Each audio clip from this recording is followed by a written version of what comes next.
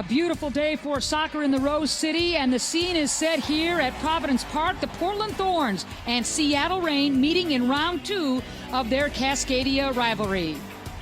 Good afternoon, everybody. Ann Schatz joined by my broadcast partner. That's Janine Sparrow, former member of the U.S. Women's National Team. All right, 6 members of the Portland Thorns called up for national team duty. How does that affect the club against their arch rivals? Well, obviously there is a little bit of change in the people that have played most recently, but this group has been together for 3 months. They've practiced, well, and so they're going to do a great job. I mean, they're all played in, they're all ready to go, and they've got the game plan. Little momentum coming from last week's huge victory right here at home. The Thorns taking care of Washington 4-1. They did. They did an excellent job and got on the board with this great cross in to Harand, who finished it. It just kept coming, too. Sinclair's injection into the lineup and putting the time in is really a good spark plug for the Thorns, and her being able to play in. She's done such a great job, again, outside her foot to Heath, who just follows it up, finishes on that ball as well. And Meg Morris with the capper in the second half. She's definitely another little catalyst. I mean, she's got so much energy and power. It's just awesome to see her on the field. Seattle's been banged up, but good news for Reign fans. Jess Fishlock, who scored this goal against Portland in exhibition play in March, is back on the pitch. She is a quality player. She raises the level of the league and adds so much to this team. To have her back in the lineup is huge for Seattle and exciting to see. That leg injury has healed up nicely, and Fishlock is back, so it's going to be fun. These same 2 clubs met a couple of weeks ago, a 1-1 tie up in Seattle. Let's see if Portland can pick up those 3 huge points here on the matinee game. All right, we've got lineups and opening kick coming up in just a second. It's the Portland Thorns hosting arch rival Seattle, and we've got it all right here coming up in just a minute.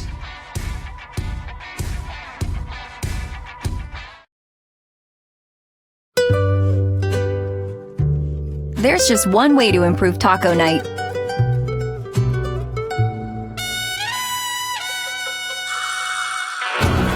A practically spill-proof crust. Practically. Spice up dinner with a large home-baked Papa Murphy's Taco Grande. Your choice of ground beef or grilled chicken, just $11. Order online at papamurphys.com. Papa Murphy's, love at 425 degrees. This is your house. Houses are expensive. Expenses keep life from being simple. But there's a simple way to stay ahead of expenses. Use the red key and open a hassle-free account. No monthly service charges, no overdraft fees, no minimum balance fees, no hassles. Take the first step to thriving. Use the red key to make your finances hassle-free. KeyBank. Use the red key. There's do-it-yourself health, and then there's times when you need more.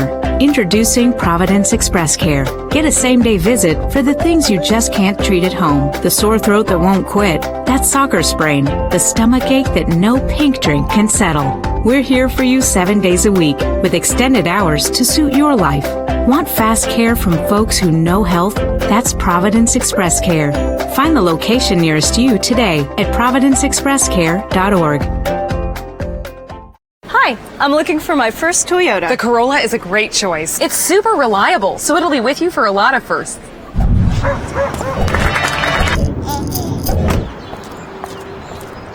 Wow, I'm really going places. In a Corolla, right? During Toyota time, get 0.9% APR financing for 72 months on a reliable 2016 Corolla. Offer ends May 31st. For great deals on other Toyotas, visit Toyota.com. First, your keys. Toyota, let's go places.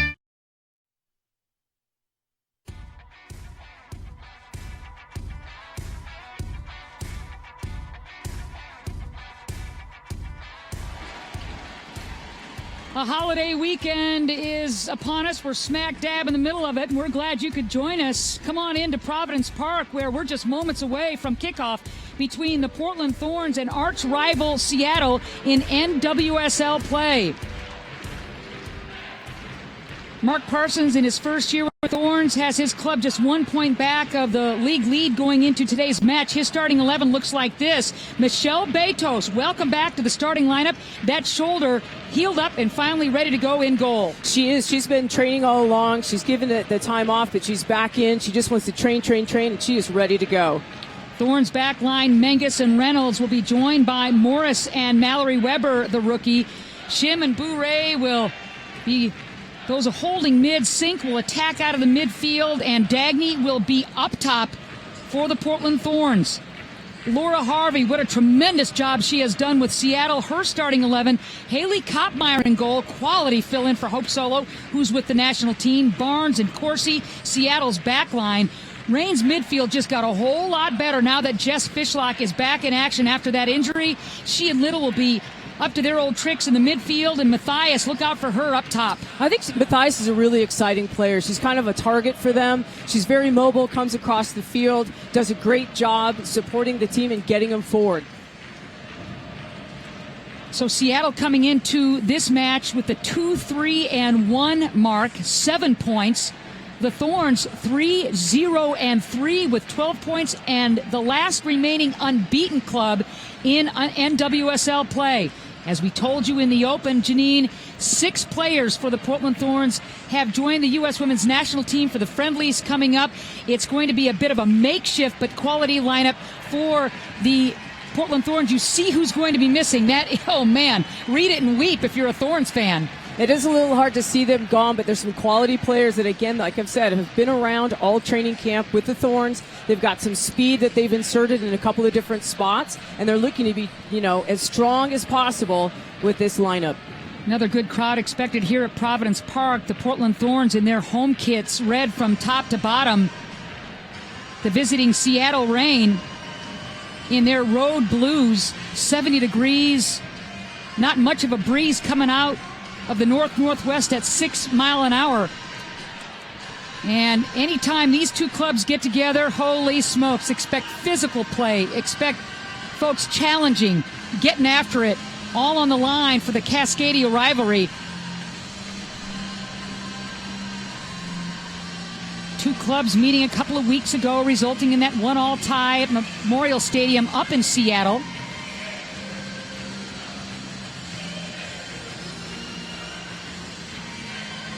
And Sink and Dagny just waiting for the okay to kick this thing off. I think they got some excited looks on their faces. I think they're ready to start this rivalry game. Both clubs ready to go. It'll be interesting. Seattle had that friendly against the Arsenal a couple of nights ago, and obviously the starters didn't play all 90. And Harvey was able to see a lot of her subs play, and we are underway. It's Thorns Live, presented by McDonald's.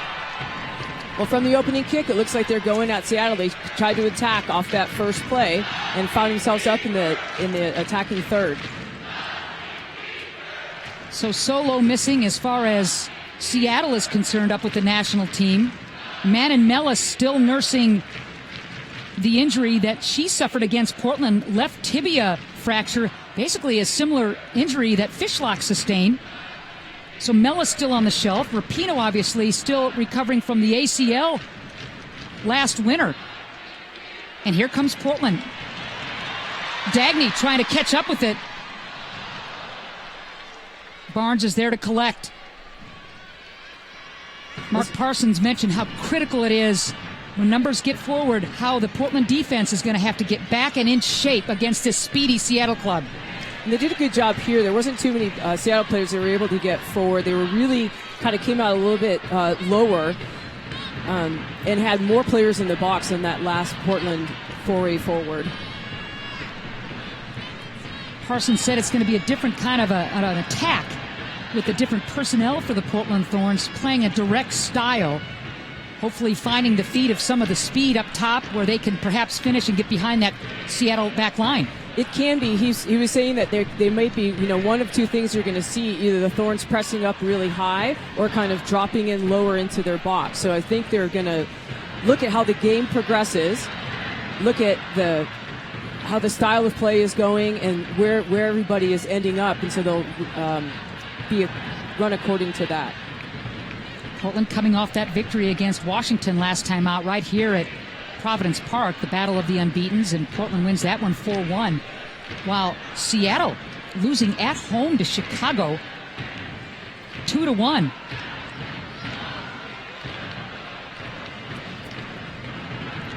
Betos coming off, making sure that Pickett didn't catch up to that ball. Peytos did a really good job of being prepared and watching that space in behind the defense, and she was ready on that ball.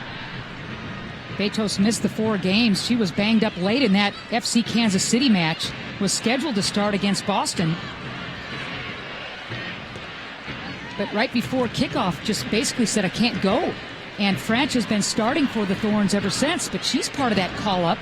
And the timing of Peytos getting healed enough, quickly enough to play today is huge for Portland. Yeah, they've been a little bit lucky. I mean, in that they have 2 really good quality keepers who can play and battle each other, and that Peytos was ready for this one. She had that little bit of a nerve issue or something in her neck that held her out of that game, but Franch came in and did an excellent job. Happy for her that she has the call-up, and also, obviously, that Peytos is ready for this, and it looks like it. She's coming off her line and involved straight away from the beginning of the game. Peytos coming off that sensational year last year, NWSL Keeper of the Year. And getting on the scoreboard. There you go. Yeah, don't forget about that one. Folks wondered, well, why do you want 2 starters as far as keepers in your lineup? And it's exactly why, is because you never know when the injury bug or the call-up is going to happen. You've got to have 2 quality keepers. It's one of those interesting things because there's only one position that they get to play. But, in case of injury or anything happens, the other thing is just in training. You have good players. You play against good players every day. It makes you better. Seattle's a great example of that. I think Kottmeyer is one of the best keepers in the league. I think she can go toe-to-toe with Solo, especially in league play. I think she's been terrific, so they don't drop off the rein at all with Kottmeyer between the pipes. Yeah, there have been quite a few keepers throughout the league that have done a really good job with either call-ups or injuries. This U.S. is really strong in the goalkeeping, and it's nice to see these younger keepers coming up, being able to step in, and really they don't miss too much. They really do a great job for their teams. Here's Fishlock, was able to play some 30 minutes against Arsenal on Thursday night. Great ball into Little. This is trouble here. Nicely played by Menges. It is. You can see Fishlock really getting that attack started straight away. She's got great vision, doesn't waste much time. A little bit direct, but again, direct is dangerous, and she sees it and is able to deliver a really good ball. And with the speed of Little and how clever and crafty she is when she gets sniffing that 18, it was a terrific ball. Nice clear, though, by Menges on the run. Had the angle. Bourret does a nice job of marking Little. Unlucky there. Kim gets it right back. Leaving it inside that 18. Physical play there. Seattle in their offensive third. You asked about how these players would be coming out, and I think, in the first couple of minutes you see Bourret stepping in and not looking fazed by anything. She's in there playing. She looks like she belongs. Bourret and Weber, and obviously Rasso getting the nod. She certainly isn't a rookie, but getting her start, that's huge. And Sink, of course, will try and keep everybody collected in limited minutes today. Well, the nice thing is Mark Parsons is very confident about his team and his players, talking about chemistry and how they get along and how they train. They have a very serious, aggressive attitude in training as far as really getting stuff done. These players want to play, so it's really nice to see them. And so you, as a coach, you get the sense that there's not going to be that much of a difference. Obviously, there are very talented players that they're missing, but that these players that are here train at that high level every day. Nicely played near side, and pushing will be Reed. The former pilot will leave it. Pickett, the rookie, into space. Fishlock, beautiful ball there. The dummy run there, and Portland's defense is equal to the task, Janine. Great job on Weber. She was right there. Everybody was tracked. Everybody was taken care of, which is really good to see this early against such an exciting, explosive Seattle team.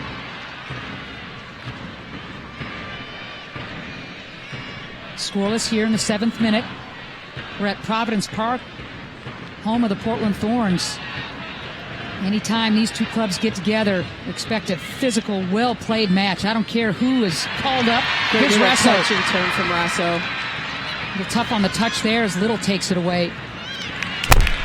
And Seattle returns the favor for a Thorns throw-in. That's nice to see from Rasso coming into the lineup, and that's a very aggressive first touch for her to take on that turn. The Australian international brings good experience to the pitch. Smart ball by Shim. Mona Shim finding herself in a little bit of a lower position these days. Mark Parson also talked about her. Great job in the transition. She generally plays a little bit more attacking. She's a little lower on the field today, playing a holding midfielder. Morris gives it up, and Barnes just flicks it right back. So heady, sometimes underrated. I don't know how she can be, Lauren Barnes. Just one of the best defenders in this league, and then some. Well, they definitely have a good, solid back line in Seattle. Yeah. I mean, this is again a quality side. Good to see, and looking forward to a really exciting game today.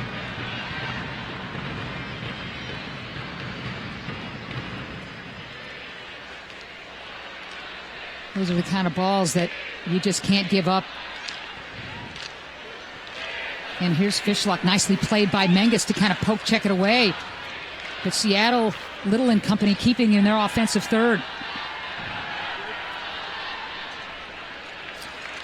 It's nice to see with Menges and Reynolds, you really have the senior people with really good experience in the center back position. So, they're organizing pretty well. Like I said, they came out, Seattle had the attacking series before.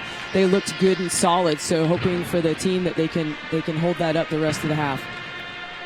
When Kat Williamson went down early in the season, Reynolds stepped in nicely and has been really solid for Parsons.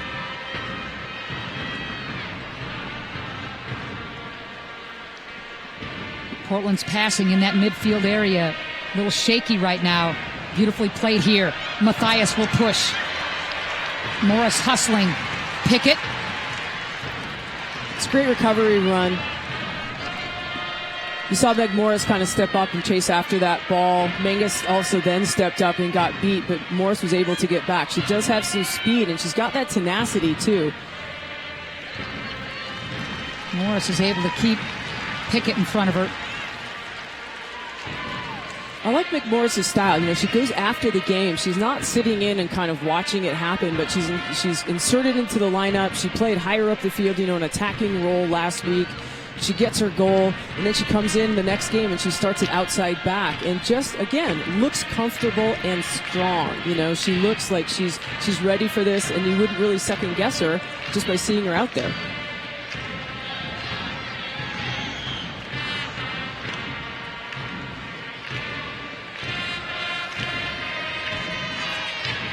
Pickett collects. Little shovel and into space. Fishlock missed on the touch. Dagny shoved from behind. And an aggressive Seattle club pushing the issue. Matthias nearing the 18. Menges has been all over the place. But Seattle has been really the aggressors in terms of offensive third looks. They're having a little problems, the Thorns, relieving pressure up top. Dagny drops a little lower on the field, and then she doesn't have anybody to play around her. She can't really retain possession and go forward, so they end up losing the ball, getting back on defense. So here's Lauren Barnes. Holds all kinds of records for the Seattle Reign. The first corner. Beautiful ball. Winters tries to go up top. No can do, and Reynolds is there to just clear it. Looks like it was a good kind of flick on from Dagny to get it out of the box, and then Reynolds was on the back side of the box in order to clear it out and head it upfield. The Thorns haven't been able to test Kottmeyer as of yet. We're in the 12th minute. Matinee holiday match here on Sunday in the Rose City. Perfect day for soccer. Temperature hovering around 70.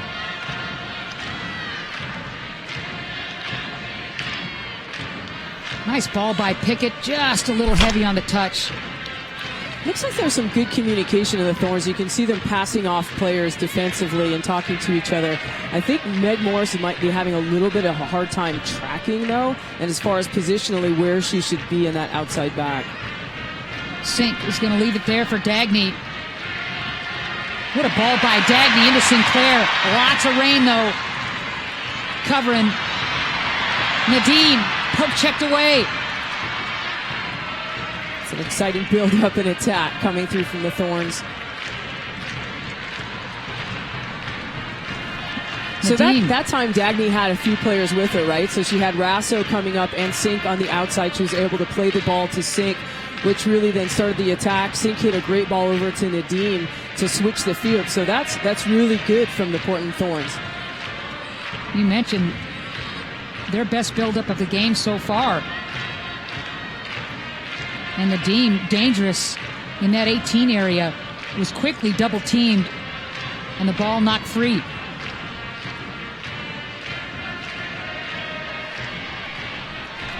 Menges heads it right to Betos, and Kim Little was bearing down.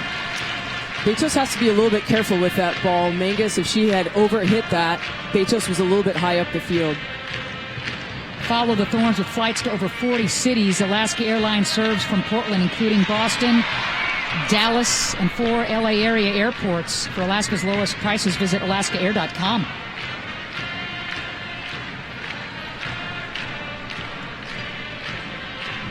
If I'm not mistaken, Pickett and Dagny played on the same national championship team for Florida State when they won it in 2014. I got to think that they exchanged some pleasantries. Seminole partners before the match. Or not so pleasantries. Well, they played together, at least in college. You got to be true to your school, right? I don't know. It depends. Come on now. Now you're in the big leagues.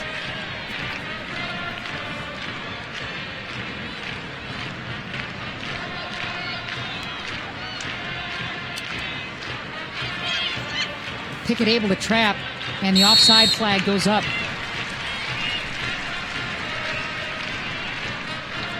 Like I said, there's Matthias ready to jump on it. She's, right on that back line. Mobile coming to this side, so, looking to play her in quickly. Parsons said defense was going to be absolutely critical in all phases. Even when Portland was in the attack mode, how quickly the defense could get back and get organized. We're here in the 15th minute. How's it looking so far? Pretty good. Seattle hasn't had too many quick transitions aside from the long ball from Fishlock a little bit earlier. So that hasn't been tested quite yet. But like I said, it seems to be very good communication between the Thorns and the backs and the holding mids as far as passing off people and telling everybody what's going on. So we'll see if they continue to do that. Portland missing so much in the offensive attack with all of the call-ups, without a doubt. Heath, all those assists and a goal. Horan with all of her goals. The veteran play of Allie Long, and obviously defensive starter in Sonnet. Klingenberg, what she's been in, so much missing, but you can't talk about what isn't here. You got to play with what you have, and Parsons likes his side. Yeah, it always proves more, when you don't have those people to rely on, like who's going to step up. And he likes the chemistry of the team and who these people are. So I think they're going to, take it upon themselves. And now it's like, all right, it is up to me. And you see Bouret coming in. She's a very attack-minded player. Nadeem loves to score. She loves the game. She's not going to stop. And obviously you have Sink out there who really helps control a lot of the rhythm and the energy of the team. Brynja's daughter with her 2 goals. And you mentioned Nadeem with her 1 goal. It came against Seattle. The 2 clubs playing to that 1-1 tie up in the Emerald City a couple of weeks ago. Foul will go against Portland. It's a good challenge on that. They're just trying to, get up and play. So again, these 2 teams get together. It's always exciting. Of course, he switches fields.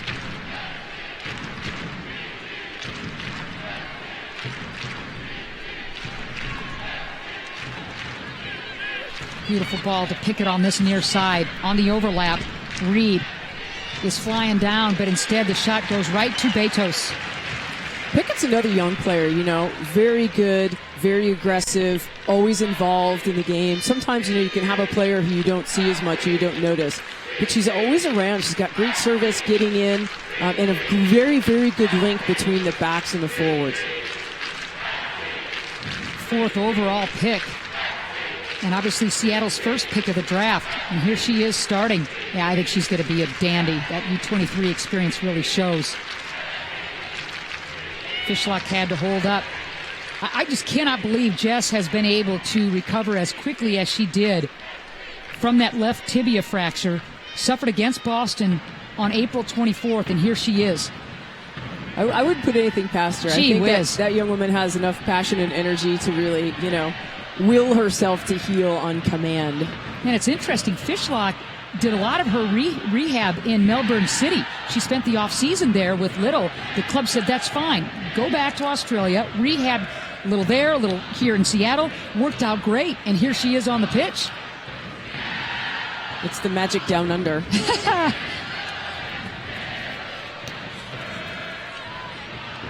I like the idea of Reed there, but Morris stayed right with her. Morris did a very good job matching her step for step, and it's nice that she can rely both on her speed and her power to kind of help her out in these situations. Morris had a really fine match against Seattle a couple of weeks ago where she registered as an assist, and obviously coming off that goal against Washington last week, she's got a little bit of momentum going. She does.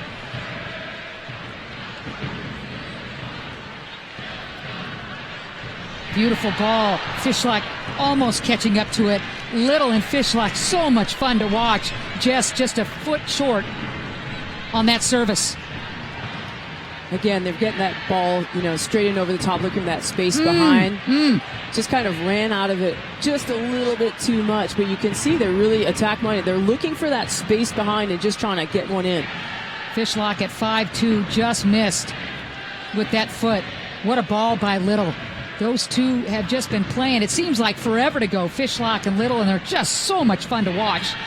They are super exciting, a lot of good attacking soccer. But Portland's defense so far has been equal to the task. And Betos prowling around near her 6. We're still scoreless. They have. They're tracking well. Michelle's watching them, from behind. She was ready on that play as well. Good positioning by her. So, so far they're trying to check each other out and see kind of where the holes are. And I don't know that either team has really found those holes just quite yet. Menges today, really that veteran of the back line. What a job she has done since her rookie year. Established herself as a starter and has never turned back. And today, she basically is going to captain that back line. She's the veteran. She's the one that's out there. And you can see her, like I said, that she's one of the ones you kind of see her hands go and you see her talking. She's really doing a great job in filling that role, and it's exactly what the Thorns need. Menges, a third-round pick way back when out of Georgetown, and she has been terrific for Portland in that backfield. Dagny. Beautiful ball to sink. Not enough pace on that, but I like the idea. She got there. She just couldn't quite put anything on it once she did kind of hit it in stride and just kind of got it toward the frame, but nothing really behind it. So Seattle on the counter. Little leading the way. And this is the thing Mark Parsons was talking about. Thorns just attacked. Now Seattle's on the attack in the other end, but again, they look organized. They're good. They're tracking runners. And they're not overloaded at all in the back. And that was a very basic play that's not going to show up, but you'll stop that tape and say, Celeste Bouret, you just played that ball very, very well, and your defensive positioning was good too. Those are little things that the youngsters will pick up and put in the bank. There's Bouret again. The direct style that Parsons had talked about, but there's got to be somebody at the end of those services. Right, just a little bit too quick. But, to get out of that play, you see kind of the patience that Bouret has.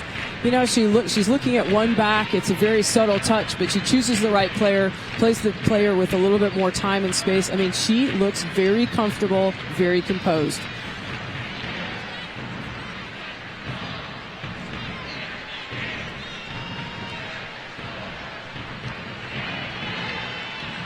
Weber just knocks it right back to the defender.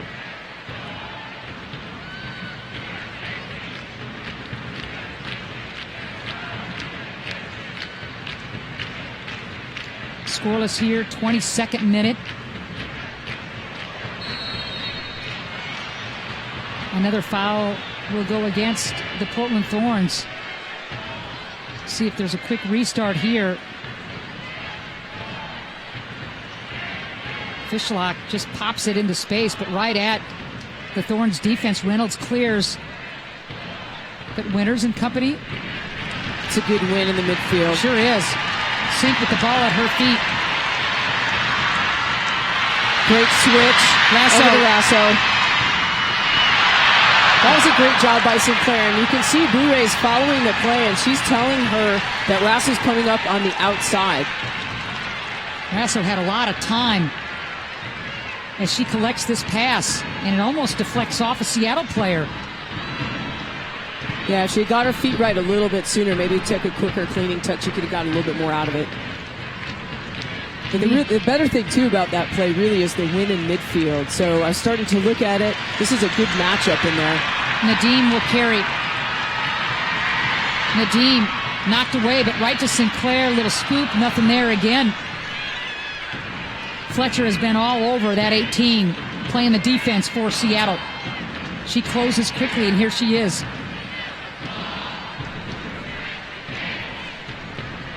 So you see the Thorns are a little bit more in a 4-4-2. Okay, they're trying to play a 4-2-3-1. You see them a little bit more flat across the middle, which I think is probably going to be the thing that really helps Shim out. She's doing a fine job, but she's not as used to playing in there and playing that defensive role. So Rasso's a little bit closer, Bourré's a little bit closer, and Nadim also is lower on the field. So that really makes it a 4 in the middle, which I think is going to work out and help them with Fishlock, Winters, and Little. Yeah, I mean it's a great midfield they have. So it's such a quality team, but it seems like it's doing the job and really supporting what they need defensively. All these University of Portland pilot X's on the field.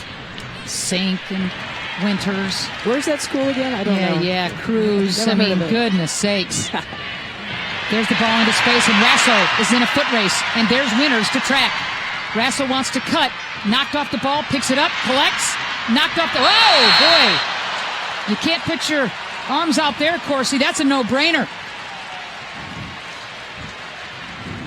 Take a look, Janine. Are you kidding me?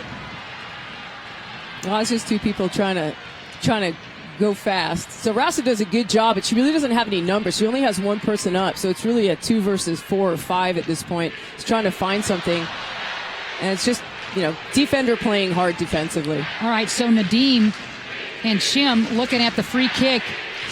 What do you suppose they're talking about? Where are they going with this ball? Well, it depends on how good you feel. If you're feeling good on the day, that's kind of a nice ball, nice angle, bent far post.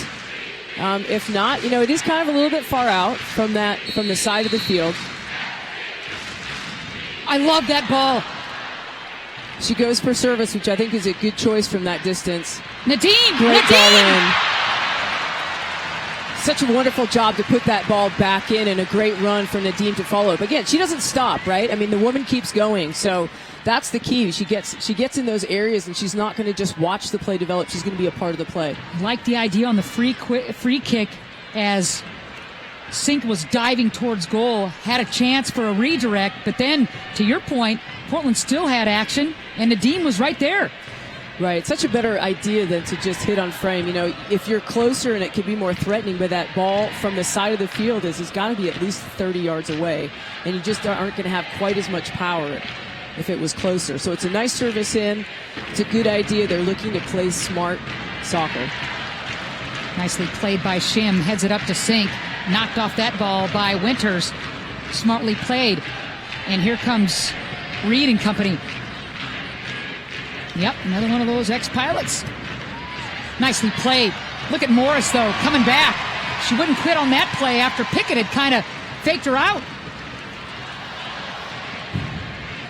Morris trying to use her speed on that one, which she does, but the other part of it is she has that bonus of being really strong, so she's able to kind of go into the tackle as well. Meg Morris at 5'4", made history, if you will, as far as UNC greats. She bench pressed 175 pounds when she was at North Carolina, and she stands between 5'3" and 5'4". That's the strength of Meg Morris. 175 pounds benching. That's like a small youth team right there. Check it out. Here comes Rasso.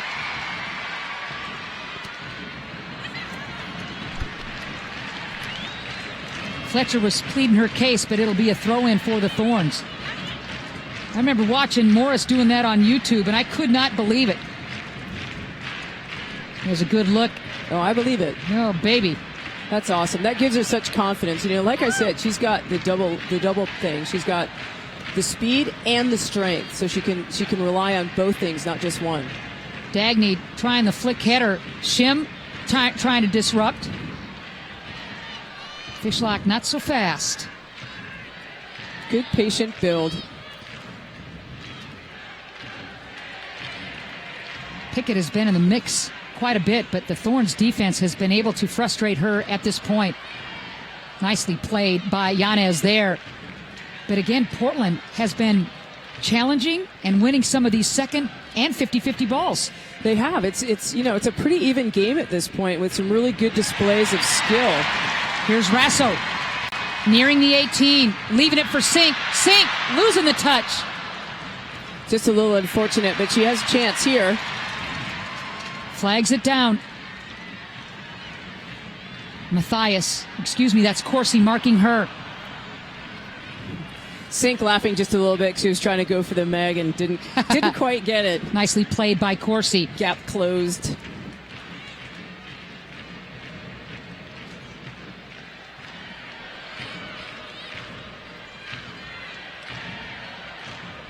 Close quarters there, and Little decides to switch fields. Nicely played.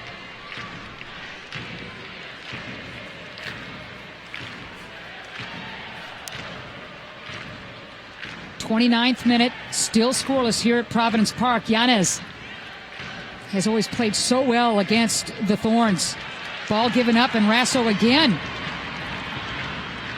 A combination play that Seattle overruns. Rasso will carry no numbers. Little daunting looking up, and it's just you, 1v5.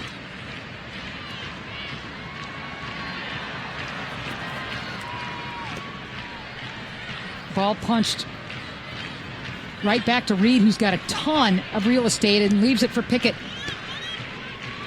There's definitely a lot of space on the field. I mean, both teams are doing a really good job in the attack, kind of spreading it out and finding some seams. It's just that last entry ball into the offensive third that they're not finding each other on as well.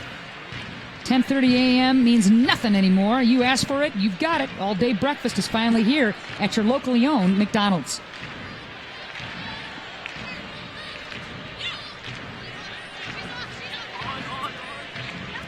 Fishlock collects. Back tap, working against Morris. A lot of patience out of Seattle to bring that ball back to the midline, work it around. You know, they've got Fishlock, and she did an excellent job. She didn't try to press a bad position, but brought it out. Shim just trying to clear that thing, and Morris will take care of that. So Seattle and Arsenal playing to that 1-1 tie on Thursday at Memorial Stadium. Only 3 Seattle players played the full 90. None of the starters today. Well, it looks like it kept them in tune. I mean, they've come out. I think they're playing really, really well. And it's not a surprise. I didn't mean to sound that it was a surprise, but it's just really nice soccer. I think they're trying to move the ball around. They have good control, good patience, good possession. And obviously the return of Fishlock is a great ball right here. Unlucky bounce there. Ooh. Reynolds just got caught up a little bit, and then the slashing run. Good thing Weber was there to kind of add a little bit of pressure, and then the recovery, they were able to clear it. Unlucky bounce for Yanez and Seattle. That was a nifty ball.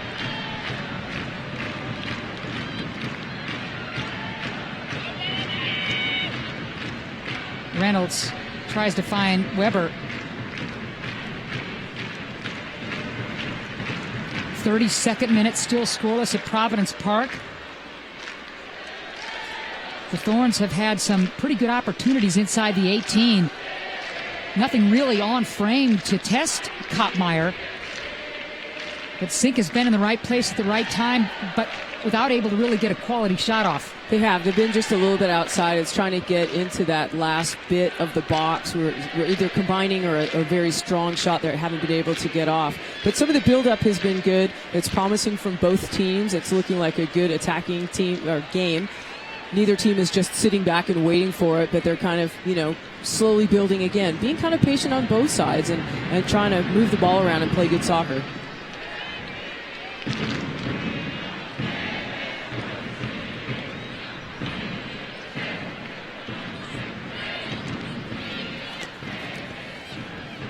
Nicely done. The step through and carry by Morris, who's knocked off her perch. Well, I think she was just kind of slightly nudged a little bit. I don't know if I'd say knocked off. All right. But that's all you need sometimes. Good defense is just disruption, right? I sure like the defensive play, but Winters was able to just play the angle so smartly against Morris and dispossess. I think you're seeing some really thoughtful tactics out here. Like I said, it's a good game. I mean, there isn't a score on the board, but some of the things these players are doing is very thoughtful, very smart, and you see that in the patience too, where they're able to build and possess. Greg Dopka with some nice footwork to avoid breaking up that pass. Near sideline, here comes Reed again. She'll carry. It's good follow from Mangus, good tracking.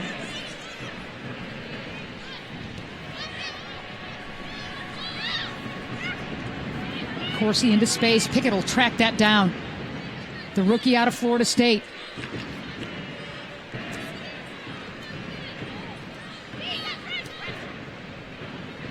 A patient Seattle club.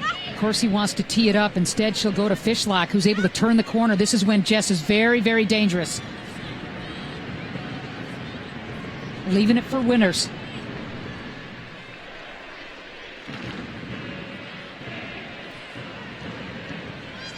Pickett dangerous here. Pulling the trigger perhaps with her left. Ooh, I thought maybe she'd try to squeeze off a shot, Janine. I don't know. I think she was looking and just felt like she didn't really have enough space to get it off. Little. Meg Morris, but there's Little turning the corner right at Betos with a screamer off the left foot. Positionally, Betos was right there. It's a great shot. That's probably one of the strongest chances that they've had so far, and she gets a good piece of it. You can see she just turns Morris around, takes a touch, hits it near post, but Betos is right there, tracking well. Betos is down. I think it's that shoulder that she was having trouble goodness. with. She has a little bit of that nerve pain in her shoulder and neck, I think. And it just might have caught her at the wrong place. And she is in some pain. Emily Kruger is your backup goalkeeper. Remember, A.D. French has been called up for the U.S. Women's National Team friendlies along with 5 other Thorns. Michelle Betos, who has missed 4 games because of that nerve issue in the right shoulder. And it just hurts her apparently in certain motions. So when she's there, she just wants to catch the ball. It doesn't have to look like it's all that much or have impact, but just catches her at the wrong place or the wrong time, and she gets a little bit of that pain. So you can see on the shot, it's pretty much right to her, but she goes also forward. So as she goes forward, elbows hit the ground, could just jar up back a little bit into the neck and get that nerve and that one angle. So Emily Kruger out of Cal getting warmed up with goalkeeper coach Nadine Angerer. Nadine keeping her loose and light.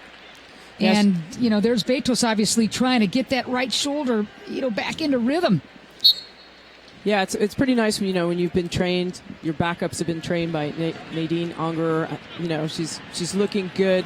And I know Emily Kruger is ready to go in. The Bears would be happy to see her, but she doesn't have to go in. She's just as happy to see Betos out there and doing well, strong enough to continue.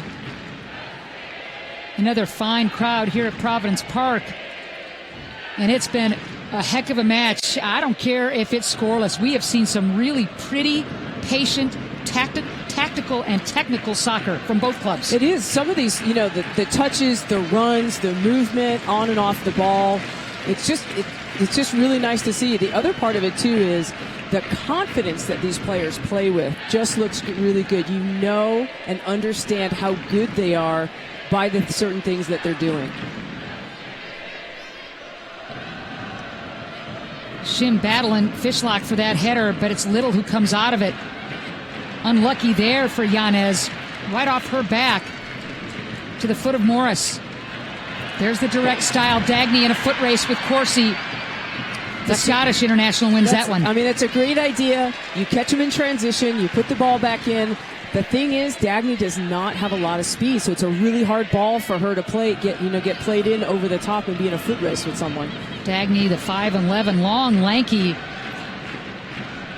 Iceland native, isn't known for that blazing speed. Obviously, she can cover some ground. Tall order there. Dagny trying to keep that ball in Portland's possession.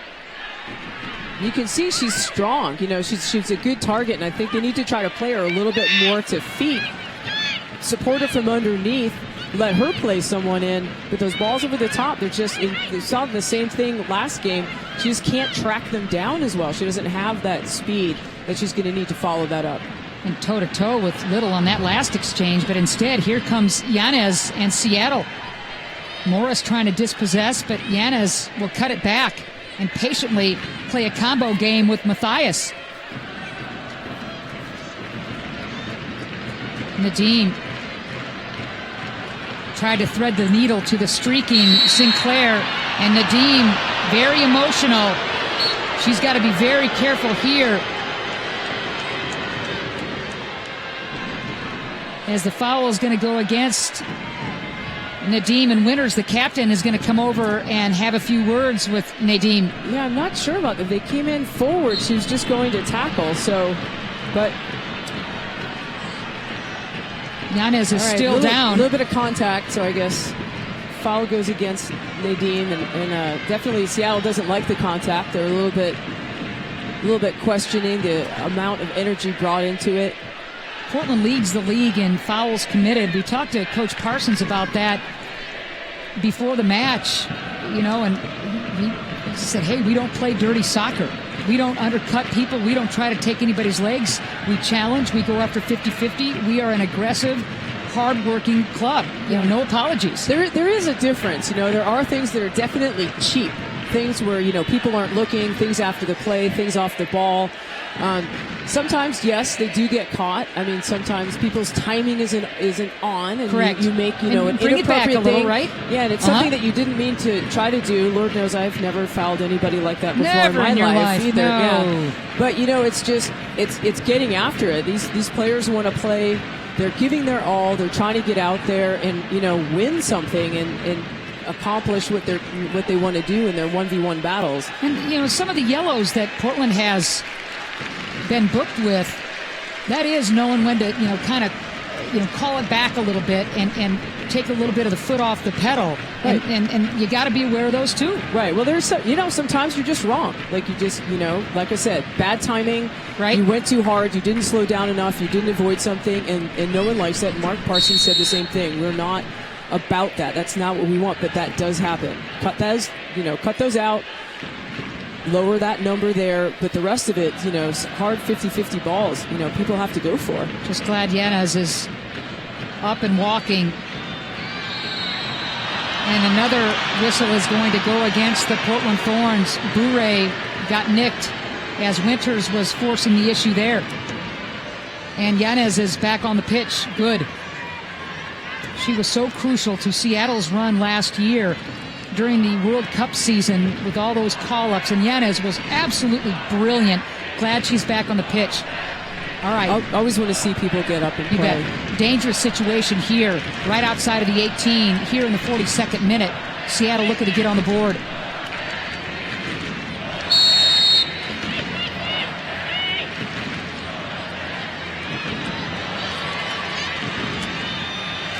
Boy, and Yanez right away in the mix looking for the header. That ball skipped by a lot of bodies, but Yanez wasn't able to get something on frame without it being blocked.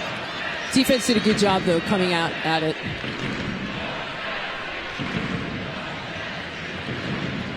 So unfortunately, on the play, Bure is just trying to stand there and kind of get to the ball, and Winters couldn't get around her and ran into her. Corner.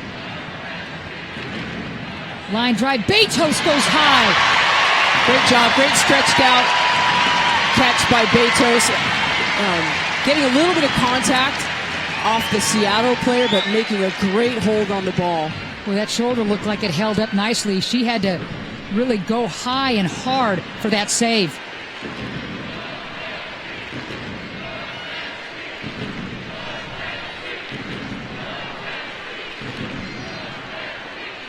Yanis finds Fishlock. Miscommunication there. Registration for the Portland Thorns FC Youth Soccer Camps is open. Ideal for kids 5 to 13 years old. The camps feature an incredible 12-to-1 player-to-coach ratio. Visit timbers.com/camps to sign up.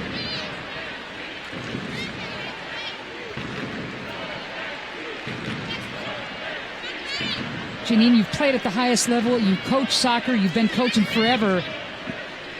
You suppose Parsons, what are the positives that Parsons is going to take into the locker room if this stays scoreless going into the break?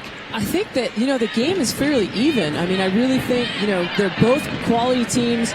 Thorns are showing good things both offensively and defensively, with a big change in the back four with the two outsides being inserted. So far they're doing well.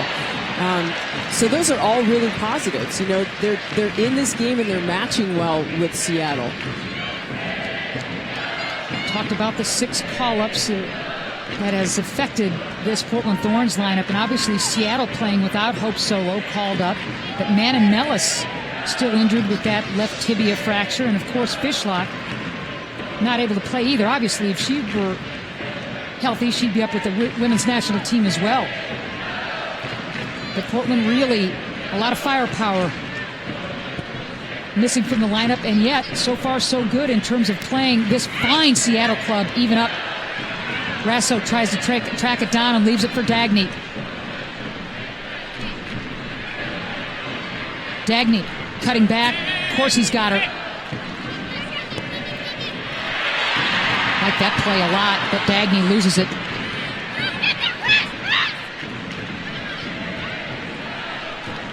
You can see them just kind of looking for options and not really finding anyone. Dagny did a good job trying to bring it back out, look around. So the Thorns have to do a little bit better job supporting the ball on all sides, below, even with, and up high. Shim collects. Nicely played to Rasso. The one touch, but Bourret loses it. He was trying to find Sink on the out and just kind of mishit a little bit, but it's good that she's looking up there. We didn't expect Sink to play as many minutes. A little banged up today, but she is still on the pitch late here in this first half. Well, I think playing her a little higher up the field kind of allows her not to have to have as many challenges, not to have to run as much. Her assignments are a little bit fewer, so maybe it's giving her a chance to kind of, get some more minutes on the field. 2 minutes of stoppage time put on the board. If you'll remember against Washington last week, Tobin Heath had that lovely goal as Sink jump-started the attack with a beautiful pass in stoppage time. So you never know. So 2 minutes of extra time. Scoreless. You're really right, writing about 4 players high on the back line. Seattle's trying to press people forward, leaving Little and Winters to kind of hold down that midfield and press numbers for them. Parsons, knowing that midfield passing could be to Portland's undoing. Little cut off by Morris, and here comes Betos. Nicely played by Morris, and Betos off her line. Again, great tracking from Meg Morris. She was able to follow that player through. Manga steps up a little bit and just gets caught, but Morris was right there and protected the ball right into Betos. Meg Morris, acquired by Portland not too long ago, said, hey, if you just give me a look, I'll pay for my own plane ticket. And Morris has been terrific. Look at that ball by Little. Spot on. Fishlock undercutting Menges a little bit. Didn't mean to, but the foul all the same, as we're deep into stoppage time, according to my stopwatch.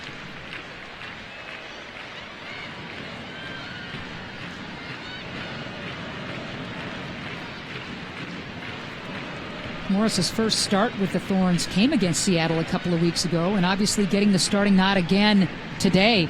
And except for getting turned around by Little, who unleashed a shot saved by Betos, Morris has been equal to the task. She is. She's done a good job. She needs a little bit more help with her 1v1 defending and her tackles. She's, again, the problem with speed is it can be used against you. And so she kind of comes flying through the tackle a little bit, needs to get her feet right, slow down on her approach so that she can kind of cut out some of those and not get beaten. But she has done a really good job, done some really, good movement, tracking the players back, cutting out in that last one we saw where she kind of shielded the player off Betos, who was allowed to get the ball without any kind of real pressure or danger. So that'll do it for the first half. A good crowd here at Providence Park, letting the home folks know they appreciate the effort. Scoreless. Both clubs with some good chances in the 18 to test the opposing keepers. Little with the rocket that was right at Betos. And the Portland Thorns having some opportunities inside that 18, but never really testing Kopmeyer. Thorns head coach Mark Parsons joining us. Mark, your assessment of the first half. I think we had some momentum in the first 15-20 where we got some half chances. I think we need to make the most of them. Otherwise, our defensive lines, as you saw in the last 15 there, were far too big, and our wingers have got to protect our centre mids a lot more. You saw Kim Little and Fishlock getting in between the lines a lot more during the later end of that half. Our wingers have got to pinch in, make sure they don't get on the ball. Mark, thanks for taking the time. Good luck in the second half. Cheers. Cheers. Haha, that's Portland Thorns head coach Mark Parsons.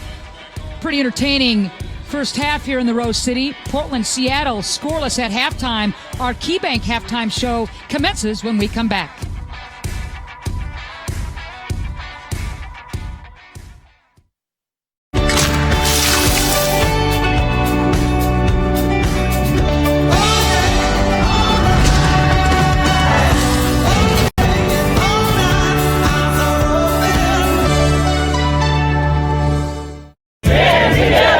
It's our 5th annual Stand Together Week, and you're invited to celebrate by teaming up with your favorite Timbers and Thorns player to give back to our community.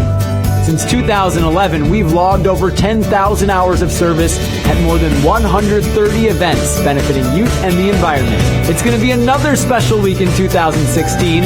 Sign up at ptstandtogether.com to save your spot. Together we can give, unite, and inspire. There's do-it-yourself help, and then there's times when you need more. Introducing Providence Express Care. Get a same-day visit for the things you just can't treat at home. The sore throat that won't quit, that soccer sprain, the stomach ache that no pink drink can settle. We're here for you 7 days a week with extended hours to suit your life. Want fast care from folks who know health? That's Providence Express Care. Find the location nearest you today at providenceexpresscare.org. The world is a curious place, full of puzzles still waiting to be solved. Stonehenge, the pyramids, Easter Island, and today, another enigma rises out of the clouds. Who is the face on the tail?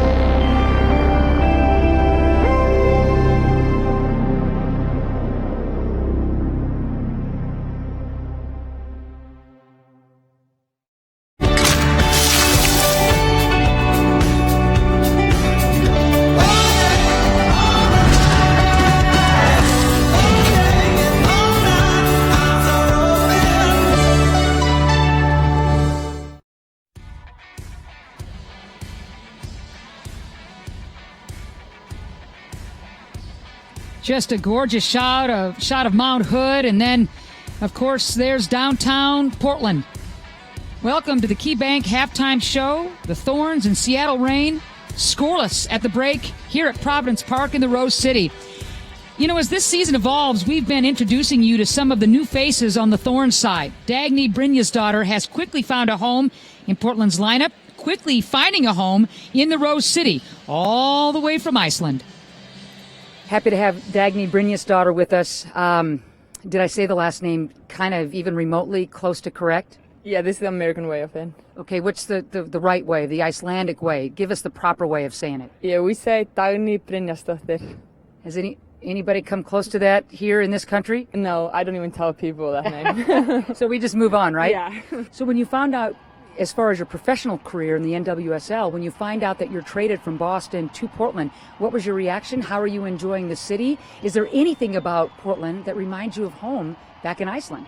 Yeah, I was really happy. Obviously, this is a huge club and probably one of the biggest one in women's soccer, so I was really happy I was able to come here and play. I like Portland a lot. Obviously, living in Florida for 4 years, I kind of miss the Florida weather. I really love the sun, but the summer is coming, so that's good. But I felt like when I came here, my first week was raining a lot, and everything is really green here. So it didn't remind me necessarily on Iceland, but it reminded me on like other cities in Europe. Mark Parsons says you're that box-to-box worker that's going to make things happen on both ends. As you get to know your teammates, get to know this league, how are things playing out the first few games of the season? I think it's been pretty good, and I think with every game we're gonna like get to know each other on and off the field, and we're for sure gonna be better with every game. And if I only talk for myself, like I'm still getting used to playing with those players, Sure. and I know like I will get better with just like every week here, and yeah. How often do you call home? Or Skype or whatever, talk to your people back home, family, friends, that kind of thing. Yeah, so Iceland is 7 hours ahead, so it's a little bit harder to live on the West Coast. Yeah. But I try to call home, like call my fiance at least once a day. I try to. Well, I would hope so. Yeah. But yeah, then like my other friends and family, maybe like at least on occasion, right? Yeah. And are you trying to get him to come? Like 2-3 times a week. Okay. Yeah. And are you trying to get him to come over and visit? Yeah. My dad is just coming in 9 days, and then I have my fiance coming, my friend, my mom. So they kind of like try to split it up, and then obviously I go home with the national team and stuff. So I see them every once in a while. Okay, so now you sell us on why we should come and visit your homeland. You be the travel agent. Why should we come to Iceland, and when? When's the best time to come and visit you, and why? So if you wanna, it kind of depends. If you like for me, I like the summers a lot. Then it's bright outside 24/7, so you can wake up at 7 a.m. and when you go to bed at 7 a.m. again, it's like bright all day. Okay. So I think that's awesome, and our nature is really beautiful, like waterfalls, mountains, Blue Lagoon, and then if you like the winter better, then obviously we have the Northern Lights.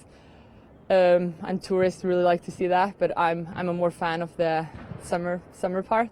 So yeah, and I would say Iceland is the most beautiful country in the world. So I knew that was coming. Yeah. I knew that was coming. But you're here in Portland, and I know you'll get back to visit, as you mentioned. Are you finding a home here? Are you starting to feel comfortable here? Yeah, I feel very comfortable here, and I'm getting all used to everything. I live with Nadia from Denmark, so we're like the Scandinavians living together. Uh-oh.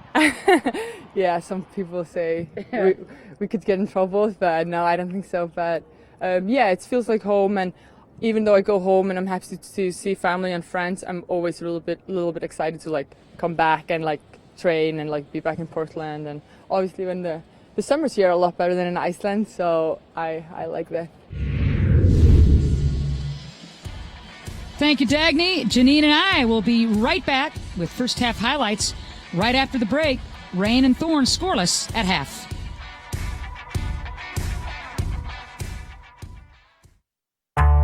This is your house. Houses are expensive. Expenses keep life from being simple. But there's a simple way to stay ahead of expenses. Use the red key and open a hassle-free account. No monthly service charges, no overdraft fees, no minimum balance fees, no hassles. Take the first step to thriving. Use the red key to make your finances hassle-free. KeyBank. Use the red key. There's do-it-yourself health, and then there's times when you need more. Introducing Providence Express Care. Get a same-day visit for the things you just can't treat at home. The sore throat that won't quit, that soccer sprain, the stomach ache that no pink drink can settle. We're here for you 7 days a week with extended hours to suit your life. Want fast care from folks who know health? That's Providence Express Care. Find the location nearest you today at providenceexpresscare.org. Hi, I'm looking for my first Toyota. The Corolla is a great choice. It's super reliable, so it'll be with you for a lot of firsts.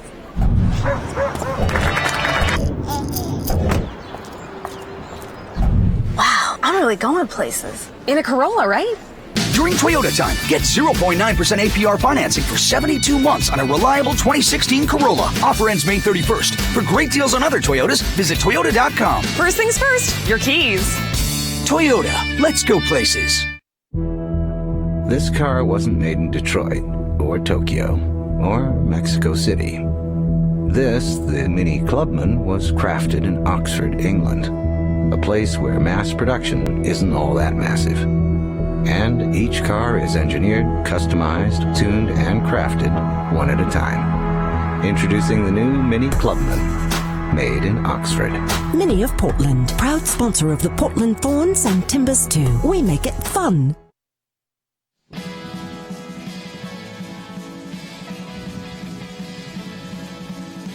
Perfect day for soccer here at Providence Park. The Portland Thorns and Seattle Reign scoreless at halftime. Our KeyBank halftime show continues right here inside Providence Park.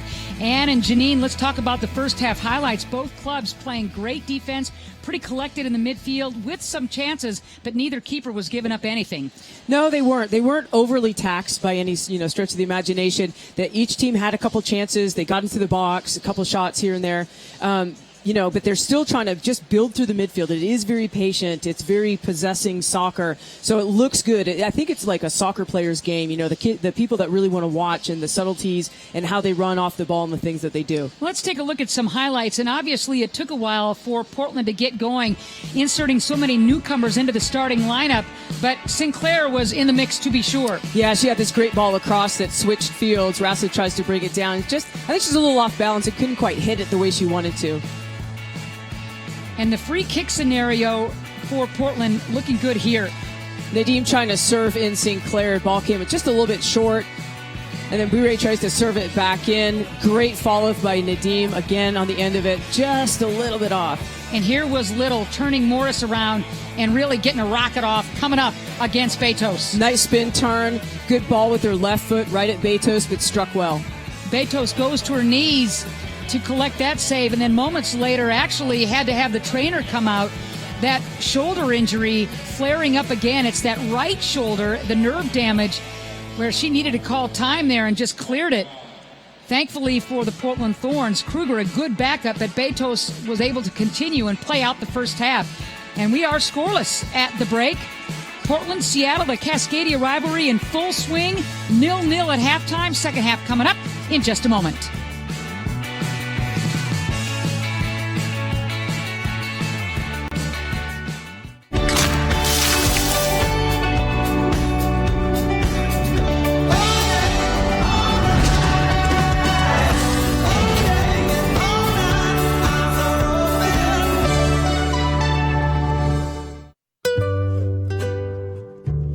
There's just one way to improve taco night.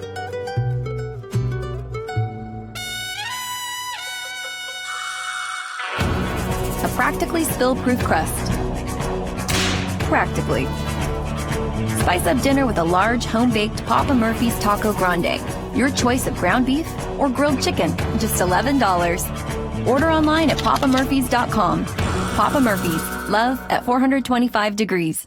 There's do-it-yourself health, and then there's times when you need more. Introducing Providence Express Care. Get a same-day visit for the things you just can't treat at home. The sore throat that won't quit, that soccer sprain, the stomach ache that no pink drink can settle. We're here for you 7 days a week with extended hours to suit your life. Want fast care from folks who know health? That's Providence Express Care. Find the location nearest you today at providenceexpresscare.org. The world is a curious place, full of puzzles still waiting to be solved. Stonehenge, the pyramids, Easter Island, and today, another enigma rises out of the clouds. Who is the face on the tail?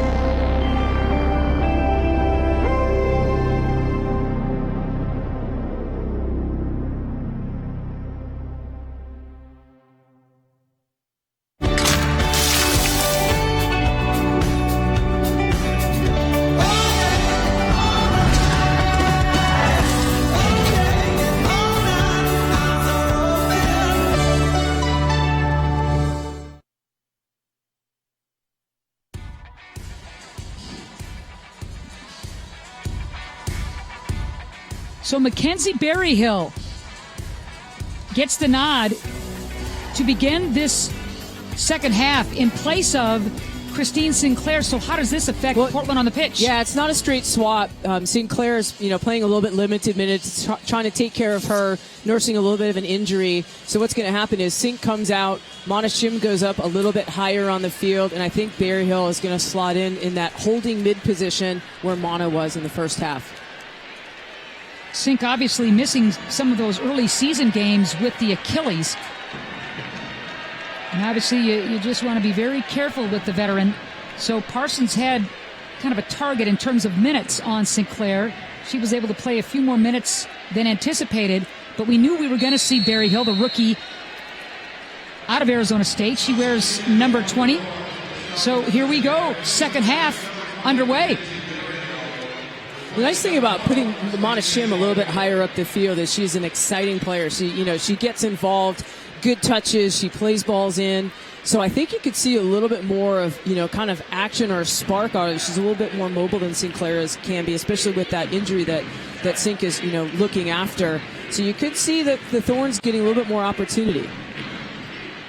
Second half underway here at Providence Park. Scoreless between the Cascadia rivals, the Thorns and Seattle Reign. Second time these two teams have met in a couple of weeks. Here's Rasso pushing. Nice to see her running onto the ball into the box. Inside the 18 and the hard tackle. It denies Rasso. Nicely played by this aggressive defense by Seattle. Corsi and Reed all over the place. And here's Corsi. Rasso with a little real estate to play with, though, Janine. It was nice to see, that she was able to turn and kind of get high up the field. She didn't have as many opportunities in the first half. Morris tries to find the head of Shim. Mana's giving up a little bit of height against that back line. So you might want to try to just, the different player up top, you have to play them differently, play to their strengths.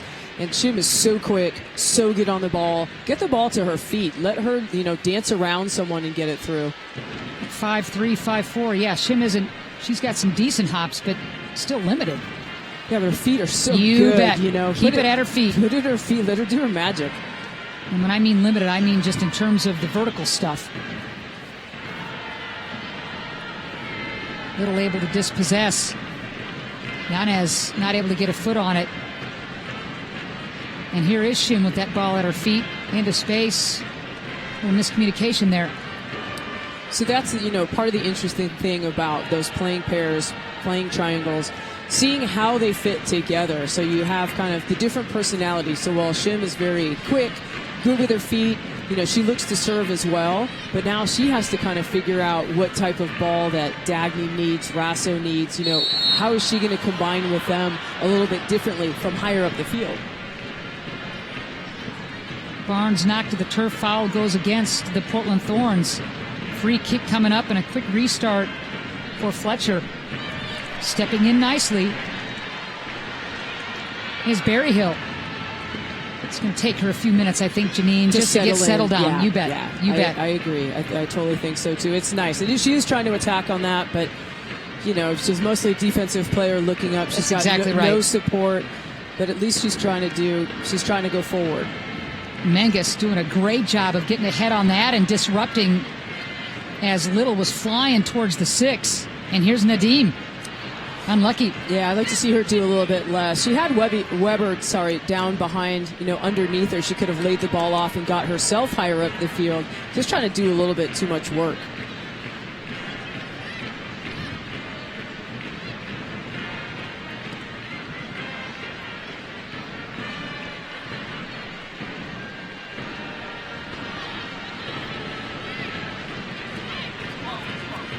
That was a nice little defensive play by Shim.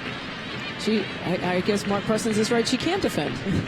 He said just, about an hour and a half ago, while we were chatting with him, how much Shim's defense has improved. Obviously, she earns her keep of how clever and creative she is with the ball at her feet. Yeah, but the super defense. Exciting. Yeah. Dagny In a race to the ball, Winters, she has no help, does Dagny, so she'll cut back, looking for somebody, and we'll leave it. Yeah, it'd be nice. Yeah, it'd be nice if they pulled the ball out and showed as much patience as Seattle has. Shim trying to take that ball away from Reed.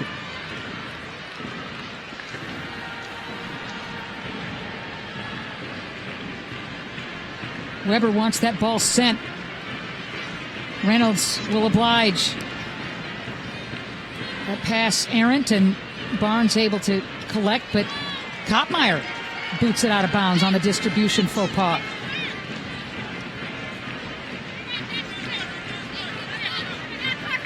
Weber, the rookie out of Penn State, won the national championship with that group this past December. Looking comfortable out there, doing a good job. She hasn't had as much activity, I think, as maybe Meg Morris has on the other side. But when the ball is coming in area, she's done a fine job.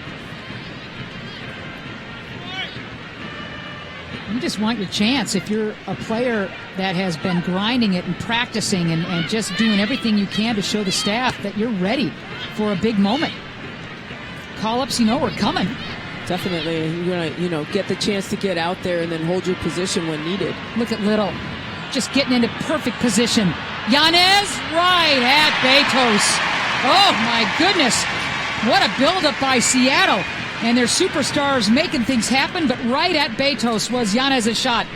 You can see where Meg Morris gets pulled over a little bit too far, so then this ball gets laid off. There's a little bit of real estate that Yanez has. Again, Betos is in the right place. Meg Morris I think she gets a little bit lost in her positioning sometimes. She just drifts a little bit. Good thing for her, she has the speed to catch up most of the time. Shim leaves it. Rasso. Folks wanted a handball, no doubt about it.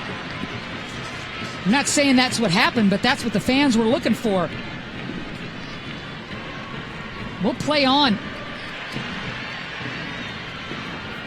Nadim into space for Rasso. The Australian. A couple good services in the last two series, but again, they're still playing into, 2 versus 4 or 5. So not really great numbers from the Thorns in and around the box. Matthias sends it right back to Pickett. Boy, I really like that ball a lot. See if Yanez can track it down. Unlucky there. I like the idea of Pickett, though, switching fields. I tell you, she is a quality player. I've been able to see her play a couple of times now. I just really enjoy watching her. She strikes a good ball, well-paced, well-placed. It looks like she has a really good mind for the game and what she's trying to accomplish.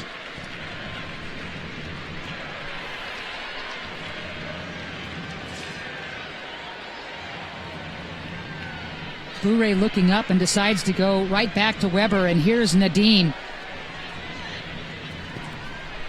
Interesting ball, kind of a knuckleball near the top of the 18. Again, Seattle's defense playing it smartly. Menges just always seems to be in the right place at the right time. Scoreless, 53rd minute.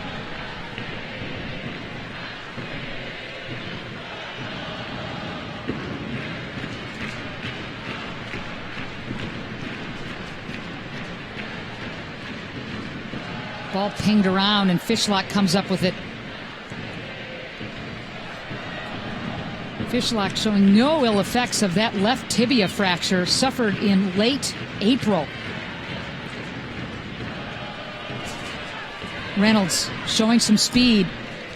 Just knocks it out to allow Portland's defense to get organized.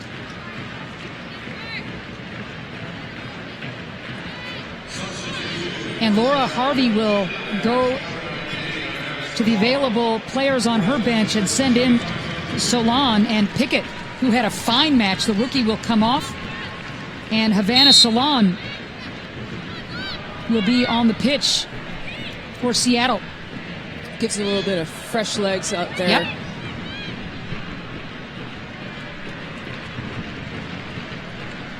Nice to see Havana recovered from that broken ankle.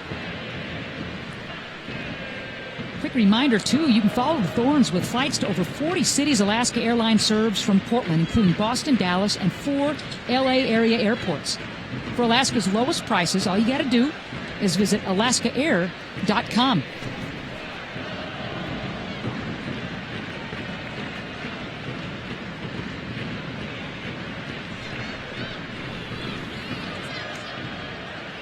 Little was so close to having the edge on that play and on that ball. Just missed a chance to go 1v1. This is dangerous here. Little will carry. Morris is going to try and track. Again, these shots have been right at Betos. Oh, boy. Yeah, good thing again. Good positioning. You know, she doesn't have that much space, but again, you know, Morris is the side that they've been able to get through quite a few times. Michelle stands her ground.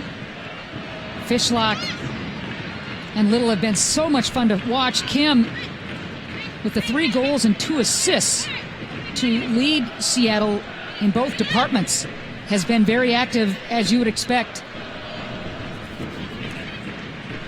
56th minute.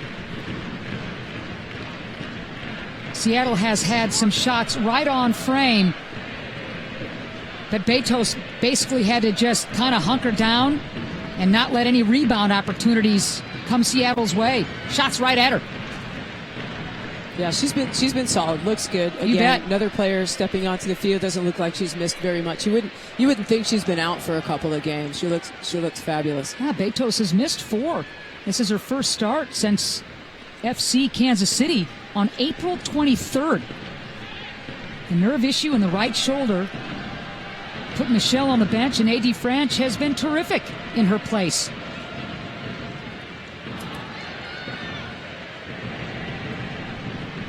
Barnes on this near sideline waving for it, and finally will get the pass.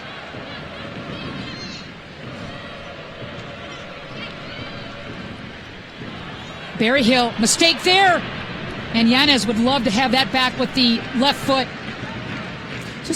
Maybe just a little bit casual from Berryhill, thinking that she can kind of lay the ball off. Kind of, needs to step in with a little bit more of that kind of speed of play where you've got your feet set, you get the ball off. You want to see her be a little bit tougher, a little bit safer with it. Yanez, who is a finisher, with the miss hit there with the left foot, as Berryhill left that on a platter. But the rookie is learning.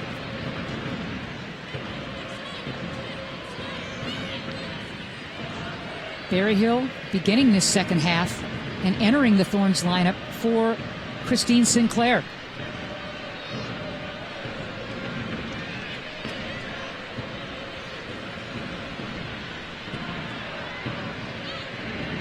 Thorns give it up, and here's Little looking to leave it or carry. Running all the way across, looking for a little space or, that path through.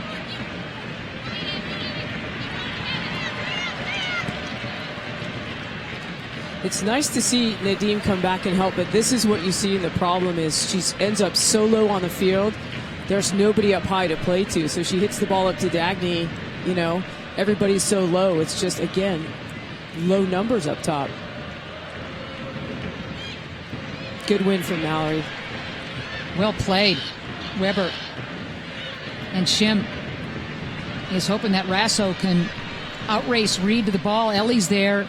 I like the idea, though, for a Thorns throw-in in Seattle territory. I like the idea, too. It just kind of misses. I think they're having a little bit of a hard time figuring out how or when to play Rasso. Either she's not where she's supposed to be, or reading them, or they're not kind of giving her the type of ball she likes. So it's just a little bit of a disconnect with her on the out. Shim knocked around by Fishlock. Here's Rasso. One hopper to Kopmeyer. Looking for that's a good ball in, trying to look for that quick counter, but Thorns have too many numbers back. Rasso signed off of waivers, and she's been a good addition for Parsons and the Thorns, especially with some injuries and call-up situations. That makes her very valuable, either starting or as a substitution.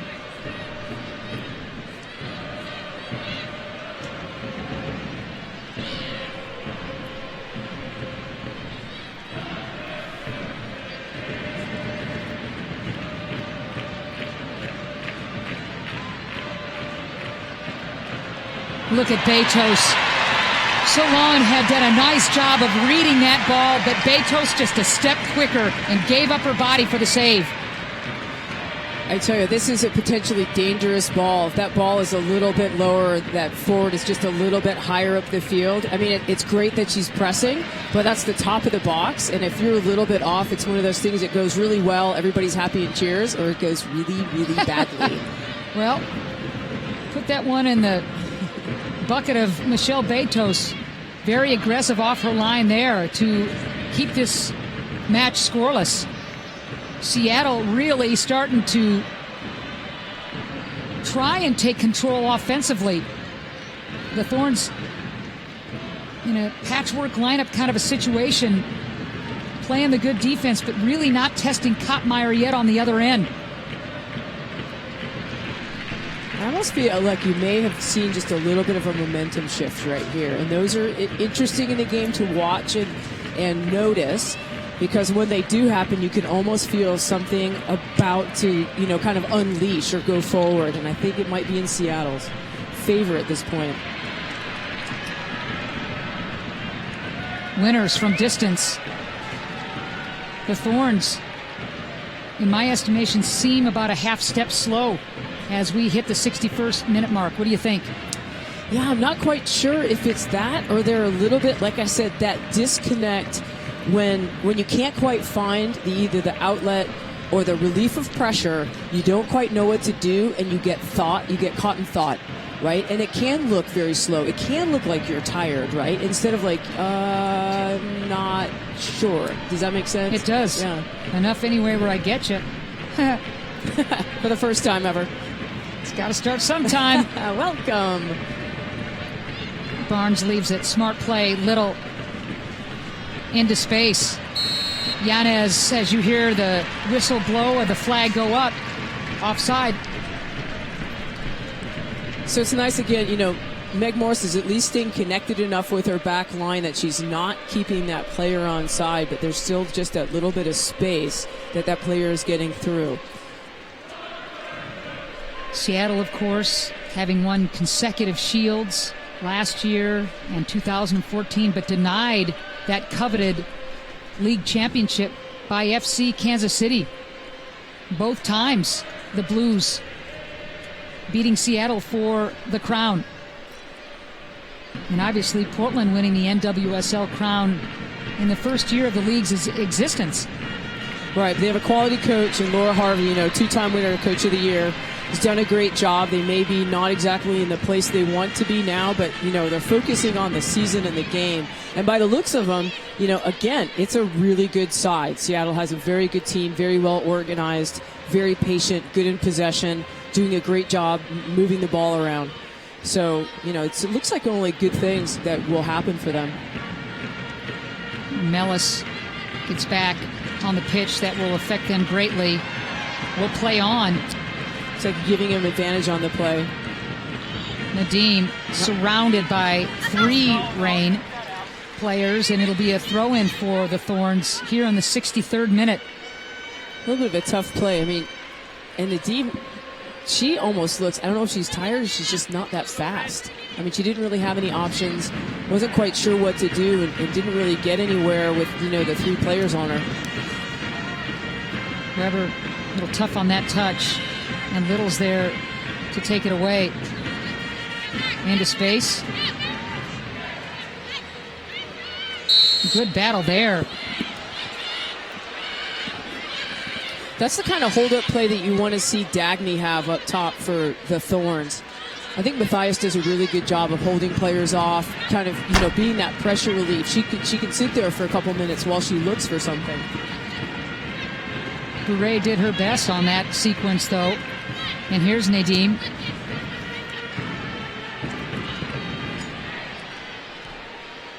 Smartly played there. They're trying to give that same kind of ball. Grasso. Handball. Boy, another crowd outburst as it looked like that ball went off a Seattle player's hand or forearm. Yeah, I think it was a little bit of a deflection. It just went off one defender, and the second defender was behind, and so oftentimes with that they don't really call it. Good call. Play on. Nadim cuts it back nicely. Weber is right there for it on this near sideline. Looking better with a little bit of help from Mallory underneath. Nadim punches it right off of Barnes. Unlucky there. Let's take another look at the no call, Janine. Fans wanted a... See, it went off, yeah. It went off Barnes, didn't it? Well, I really believe it went off Barnes, but then hit, I think it was Fletcher in the arm. So it was a little bit of a deflection and very quickly happened. So oftentimes that's let go. So another substitution as Paige Nielsen checks in. Draft pick for Seattle. Matthias out. Scoreless here in the 65th minute. And she just made her debut versus Chicago on May 22nd. 25th pick overall in the 16 college draft. Nielsen played the full 90 against Arsenal on Thursday. They love her versatility, the energy. Another one of those UNC stalwarts, and she's on the pitch. Nicely played by Dagny.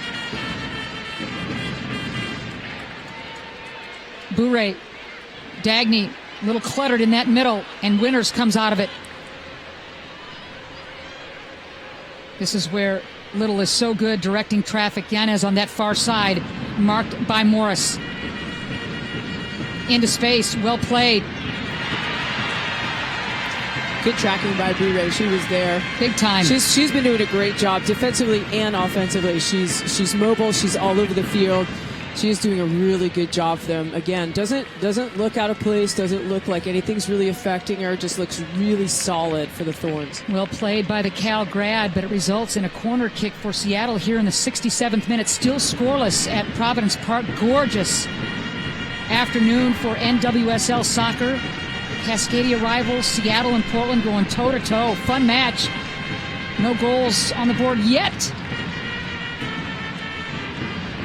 Dangerous here. Boy, and just mishit all the way by Solon. VCA Animal Hospitals want to give one fan the ultimate Thorns and VCA prize pack. Post a photo of your pets in Thorns or VCA gear on social media with the hashtag ThornsVCAPets. One winner will be chosen to receive tickets to a match, a meet and greet with a Thorns FC player, and more. Visit ThornsVCA.com for details.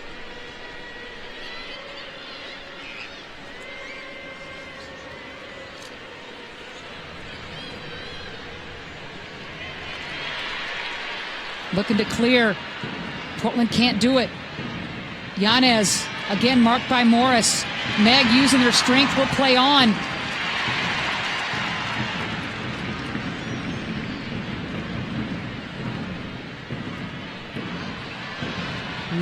There's definitely offsides on that one. I was surprised that flag did not come up. Barnes has been just lurking on this near sideline. She had a little campfire going over there. She was there for a while. 68th minute, scoreless.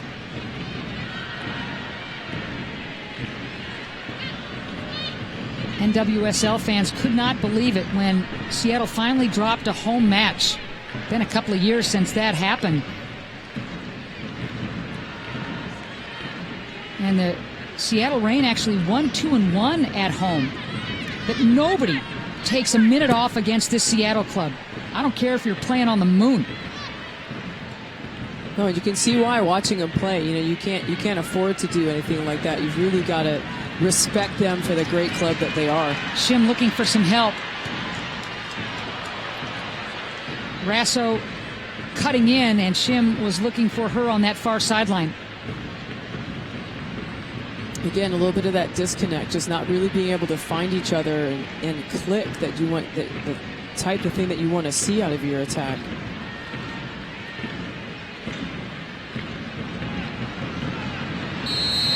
There's the flag as Fishlock just ahead of safety, and she nods.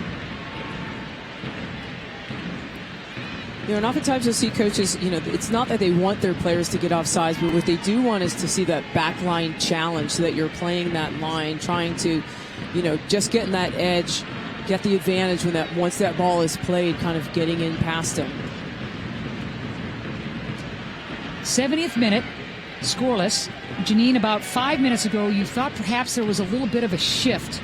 Are you still feeling that in terms of maybe Seattle gaining a little momentum? I don't know. I think, to be honest, it flattened out a little bit again, and that can happen. It can go one way and you kind of weather it. It wasn't the biggest momentum shift. But, I got you. But as a coach, especially you're standing there and you're watching those things because you have to notice them, make adjustments, and make sure your team is prepared. So I was just thinking that it may have happened, but it kind of just waned a little bit, should we say.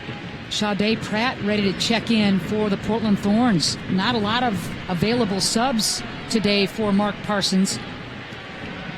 Berryhill having been used in place of Sinclair, and it looks like Pratt, wearing number 29, is going to check in soon for the Thorns.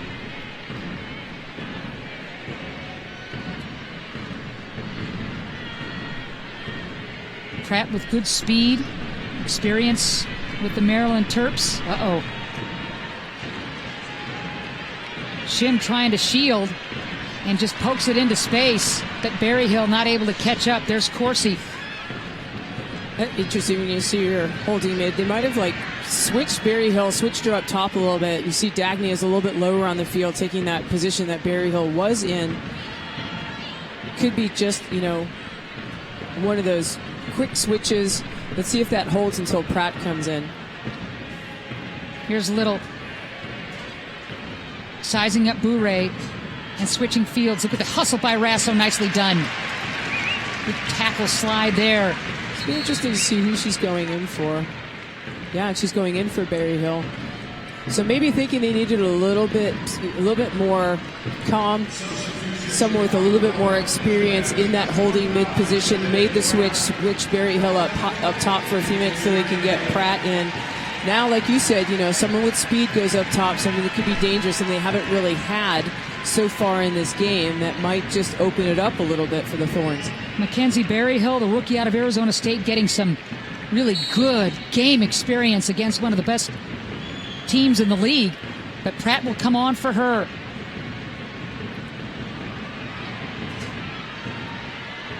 Ooh, Betos had to read that one a little bit better. Good save off her line, Dying ball into the 6, stepping up to it, just making sure that no one comes onto it. And Solon was lurking on that far post. It was a good little turn and played in. She tried to play a player across. Betos just cut it out really nicely. There's Pratt losing the handle quickly. Give her first few touches on the ball and see if she, comes in and settles a little bit. We'll have to calmly collect that ball in order to be effective. Barnes. Parsons can't believe that whistle. It'll go against Nadim, and it'll be a throw-in for the former UCLA standout. Excuse me. Not a throw-in, but a free kick. Here we go.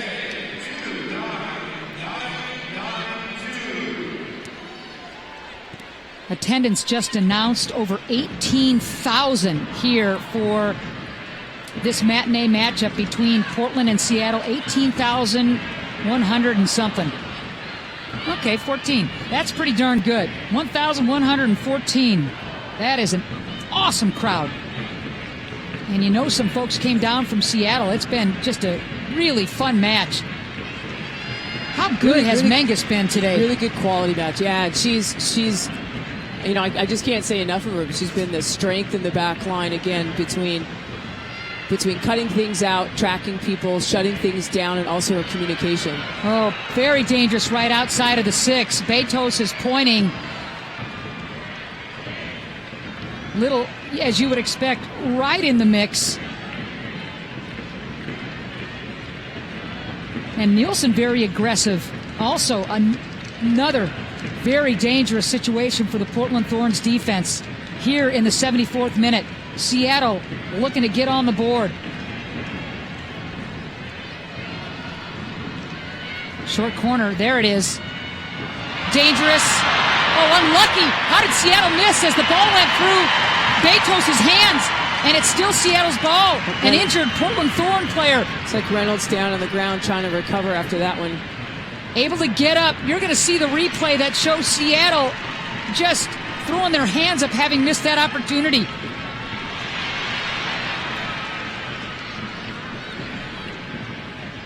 Ball goes through Betos' hands, and I think it was Yanez that might have missed the follow.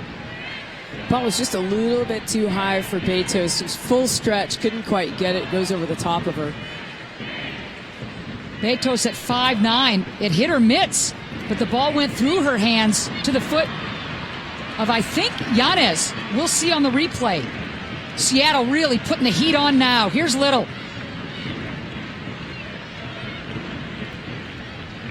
Into space.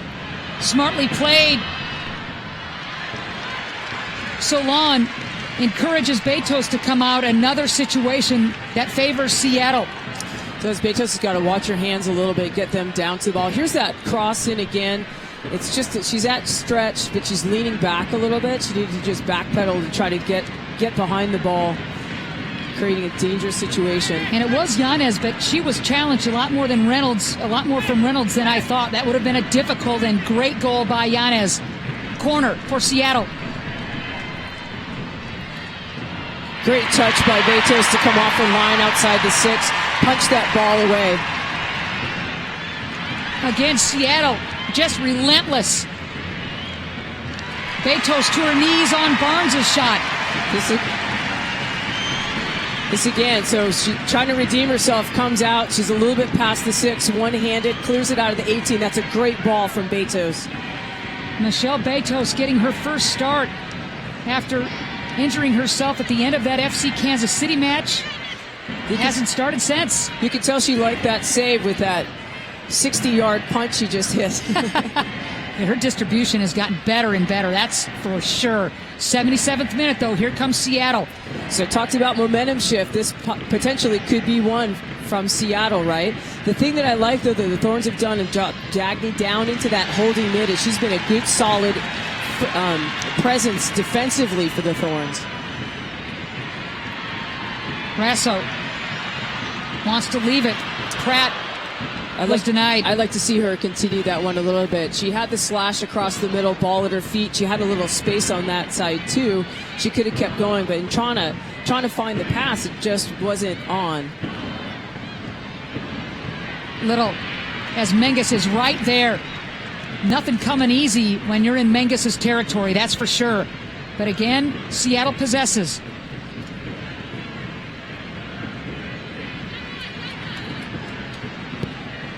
Weber into space. Pratt's got to do a little bit more to challenge on that ball up top. You know, really trying to relieve pressure on the Thorns. With this momentum shift, Seattle's got the ball and is pressing a little bit, getting opportunities, and Pratt has to relieve some of that for them. Weber able to head that ball down to Nadim. Clever. We're going to play on, and Little very dangerous here, leaving that ball for Solon. Good recovery from Weber to come back and cut that ball. Well done to get back inside of her player and then show the ball out. This allows the Portland Thorns a little bit of a breather and reorganize defensively. Portland fans wanted a foul on that last exchange, but Seattle smartly playing on. Winters.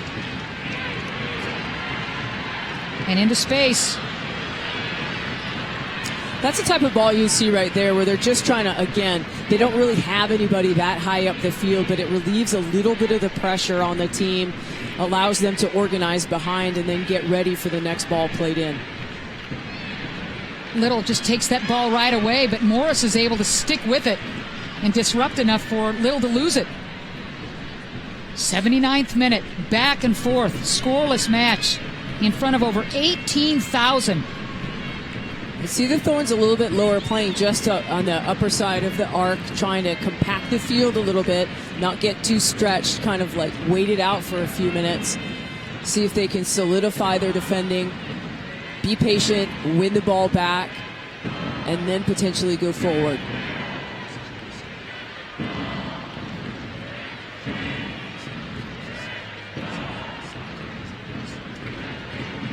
This game's so critical for both teams. Portland knowing that a win or a tie, 3 points or 1 point, the very least, they could be tied atop the standings.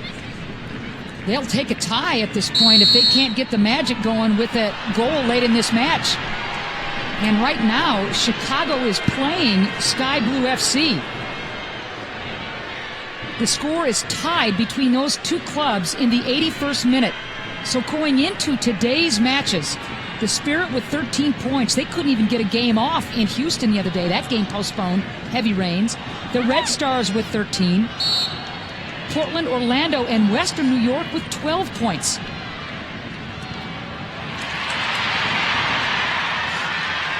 Dagny's doing a great job low on the field. Really such a better defensive presence than she was up top.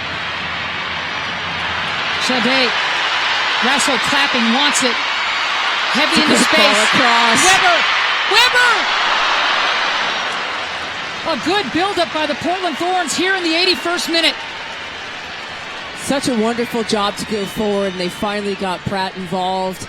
She hits that ball across to Weber. It's a nice buildup, a nice, look at trying to get forward and utilize what they had. Reynolds is going to have to really hurry. This could be a late mistake. Reynolds with the light tap that Fishlock almost caught up to in time. Oh, Beto smothering that.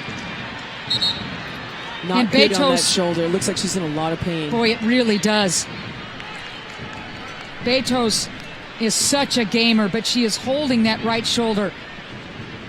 Reynolds had tapped the ball back to Michelle, but not with much pace, and Fishlock was bearing down. That's a really hard ball when you're trying to make a little bit of separation in between the attacker and your goalkeeper. Ball coming in, just trying to get that, little space for Michelle to come out safely.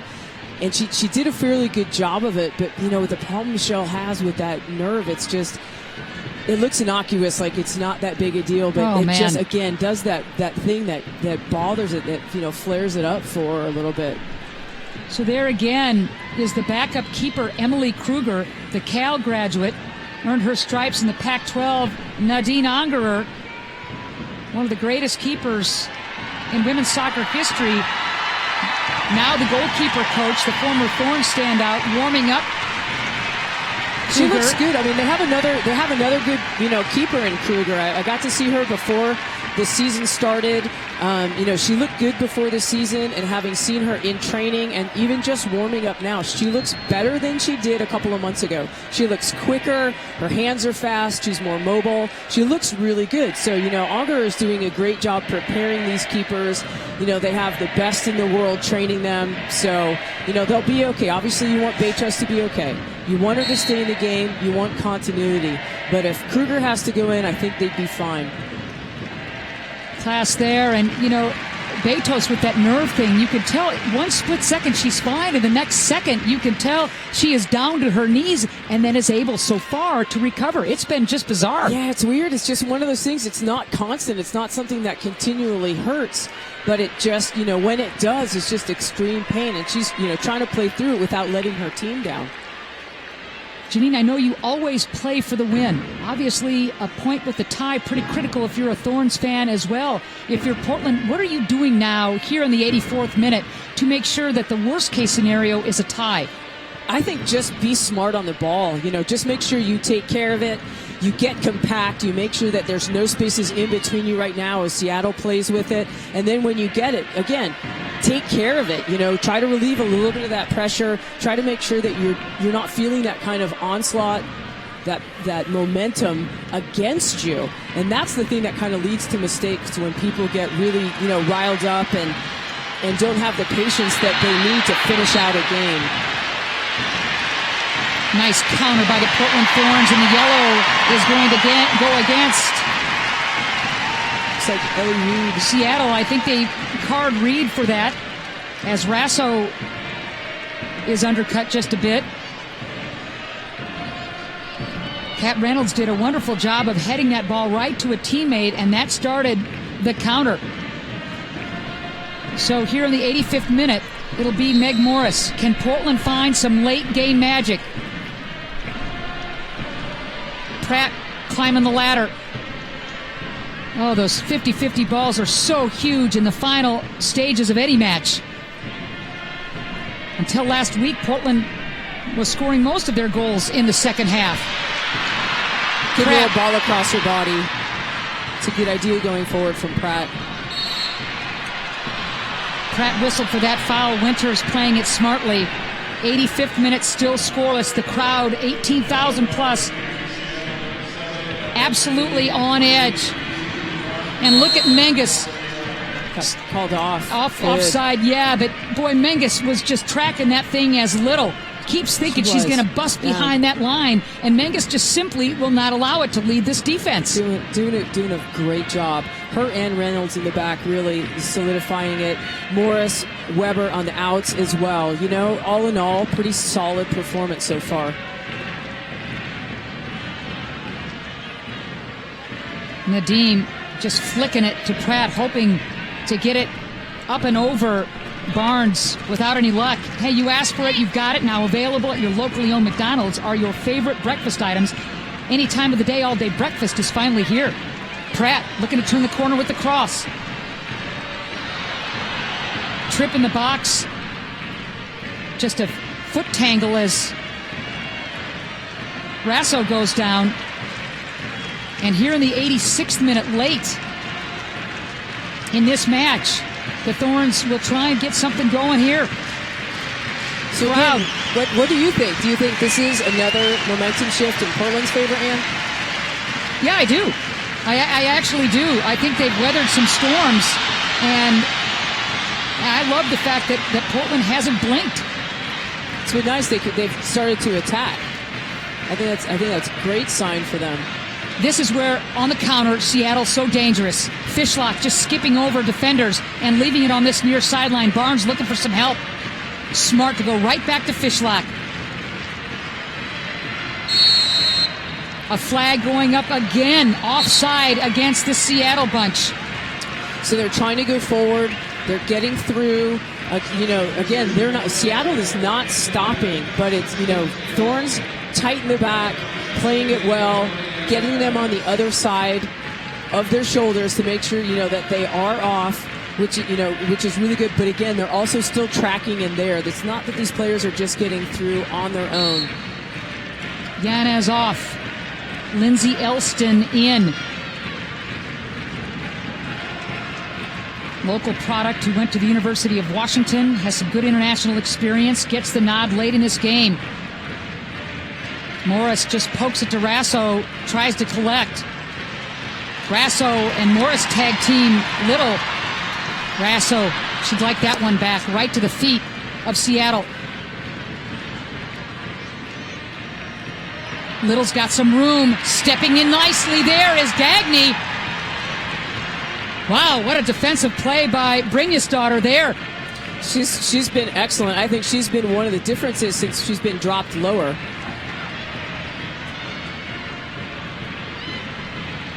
Little turns. Little against Menges, who comes to help and plays the defense. How about that job by Menges?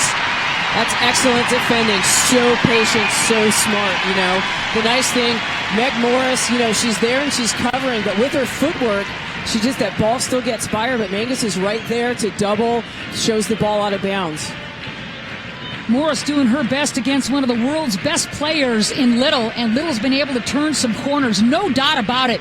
But that time, Emily Menges just waiting in the weeds. 89th minute, scoreless. What a match! There's a lot of little calls going on out there, and not that I ever see them all, but apparently he does. So Greg Dopka making sure this match does not get out of hand, in the crowd anticipating some stoppage time, but would love a goal before that even occurs. Interesting, Meg Morris taking the service on that ball. Shim playing it back to Weber. Good vision from Shim to find Weber. Big hop right to Kopmeyer. Rasso was there, but Haley read it nicely, no problem. And another counter. Quickly moved up the field. Boy, you're not kidding. solid performance from Bourret. Bourret getting a ton of time. Weber, those call-ups affecting the Portland Thorns. 6 starters out of the lineup, and they're playing Seattle even up. These last few moments are going to be crucial. Seattle, you know they've got a couple of shots left in the arsenal. Corsi, Menges.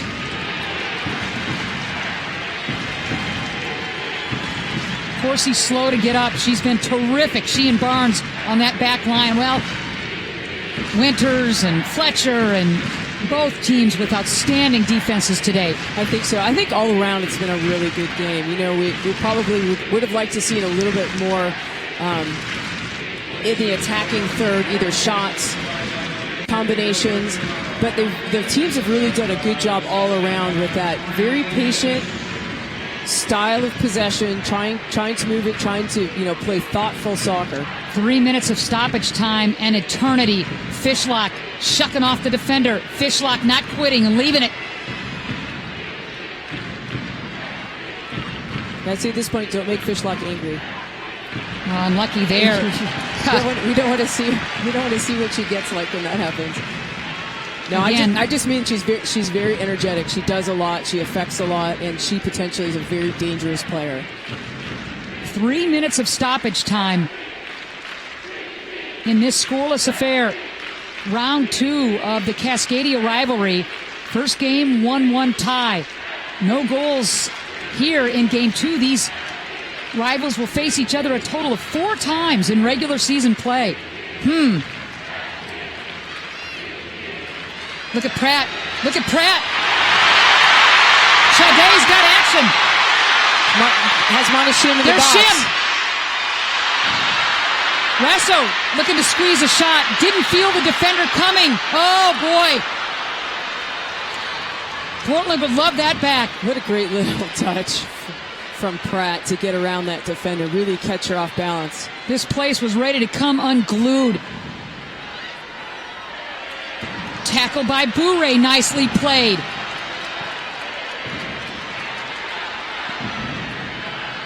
We're about $1:40 into the 3 minutes, give or take, of stoppage time. That was one of Portland's best chances in a while. Didn't result in any kind of shot on goal, but boy, Pratt making some nice moves to get into space. Just couldn't find Shim or Rasso. Well, I guess Rasso did get a touch on it after all, but was dispossessed. 2 minutes into stoppage time. And so you talked earlier about the points and what this means. I think the other thing that we can talk about is what it means for the season when those players aren't there and how good this team is and what they can do, the good soccer they can play. This is kind of a little bit of a show about what, the entirety of what this team is about. Regardless of how this match plays out, how much confidence do you gain for some of these players who are getting minutes for the first time, getting starts for the first time wearing Portland red? I think it's confidence. For me, it's also an education. I think if you're a true soccer player, if you truly want to be better, in my eyes, if I'm Haley Rasso, I say I've got to play faster. I'm not playing at the speed of play I need to right now in this game. She's collecting the ball. She's gotten in good position. She's a good player, but she's passing the ball off. She's taking too long to collect or to get rid of the ball. And so basically you're gaining confidence through learning about yourself. Dangerous too. here. Fishlock in the waning minutes of stoppage time and stepping in nicely as Portland's defense. But here comes Seattle again. Little will leave it for Fishlock. Oh, baby. Little in stoppage time. Knocked away by Morris. Nicely played by Meg.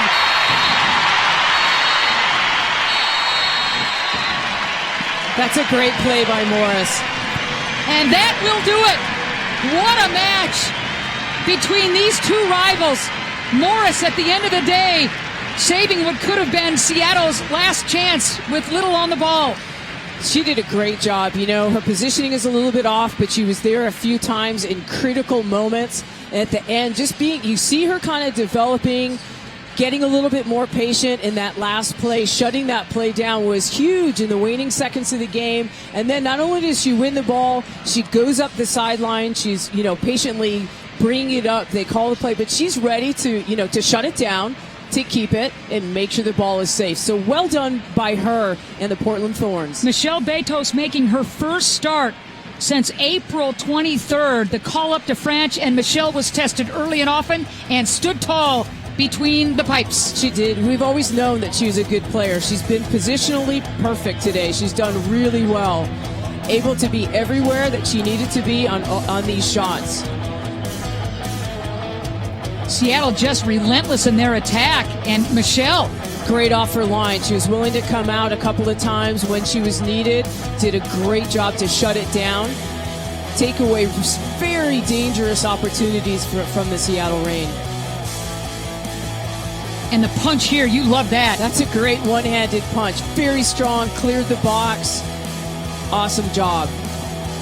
Put a little bit under pressure by this header, trying to gain the space in between. But again, she does well, comes up with it, and then smartly she's feeling it, hits the ball out of bounds just to give her a little bit of a second to recover with that nerve issue she's having. Just a game effort by both clubs. An entertaining match in front of over 18,000 here at Providence Park. A makeshift lineup for the Portland Thorns, playing without 6 of their starters. And Mark Parsons has got to be thrilled with the tie and the point. It's a really good look into the depth of the Portland Thorns. Who are they without those big name stars? Who are they when people change? You have to change formation just a little bit, or personnel. What can you do? And you learn about your players, and you find many things about them through the preseason or through the beginning parts of the season.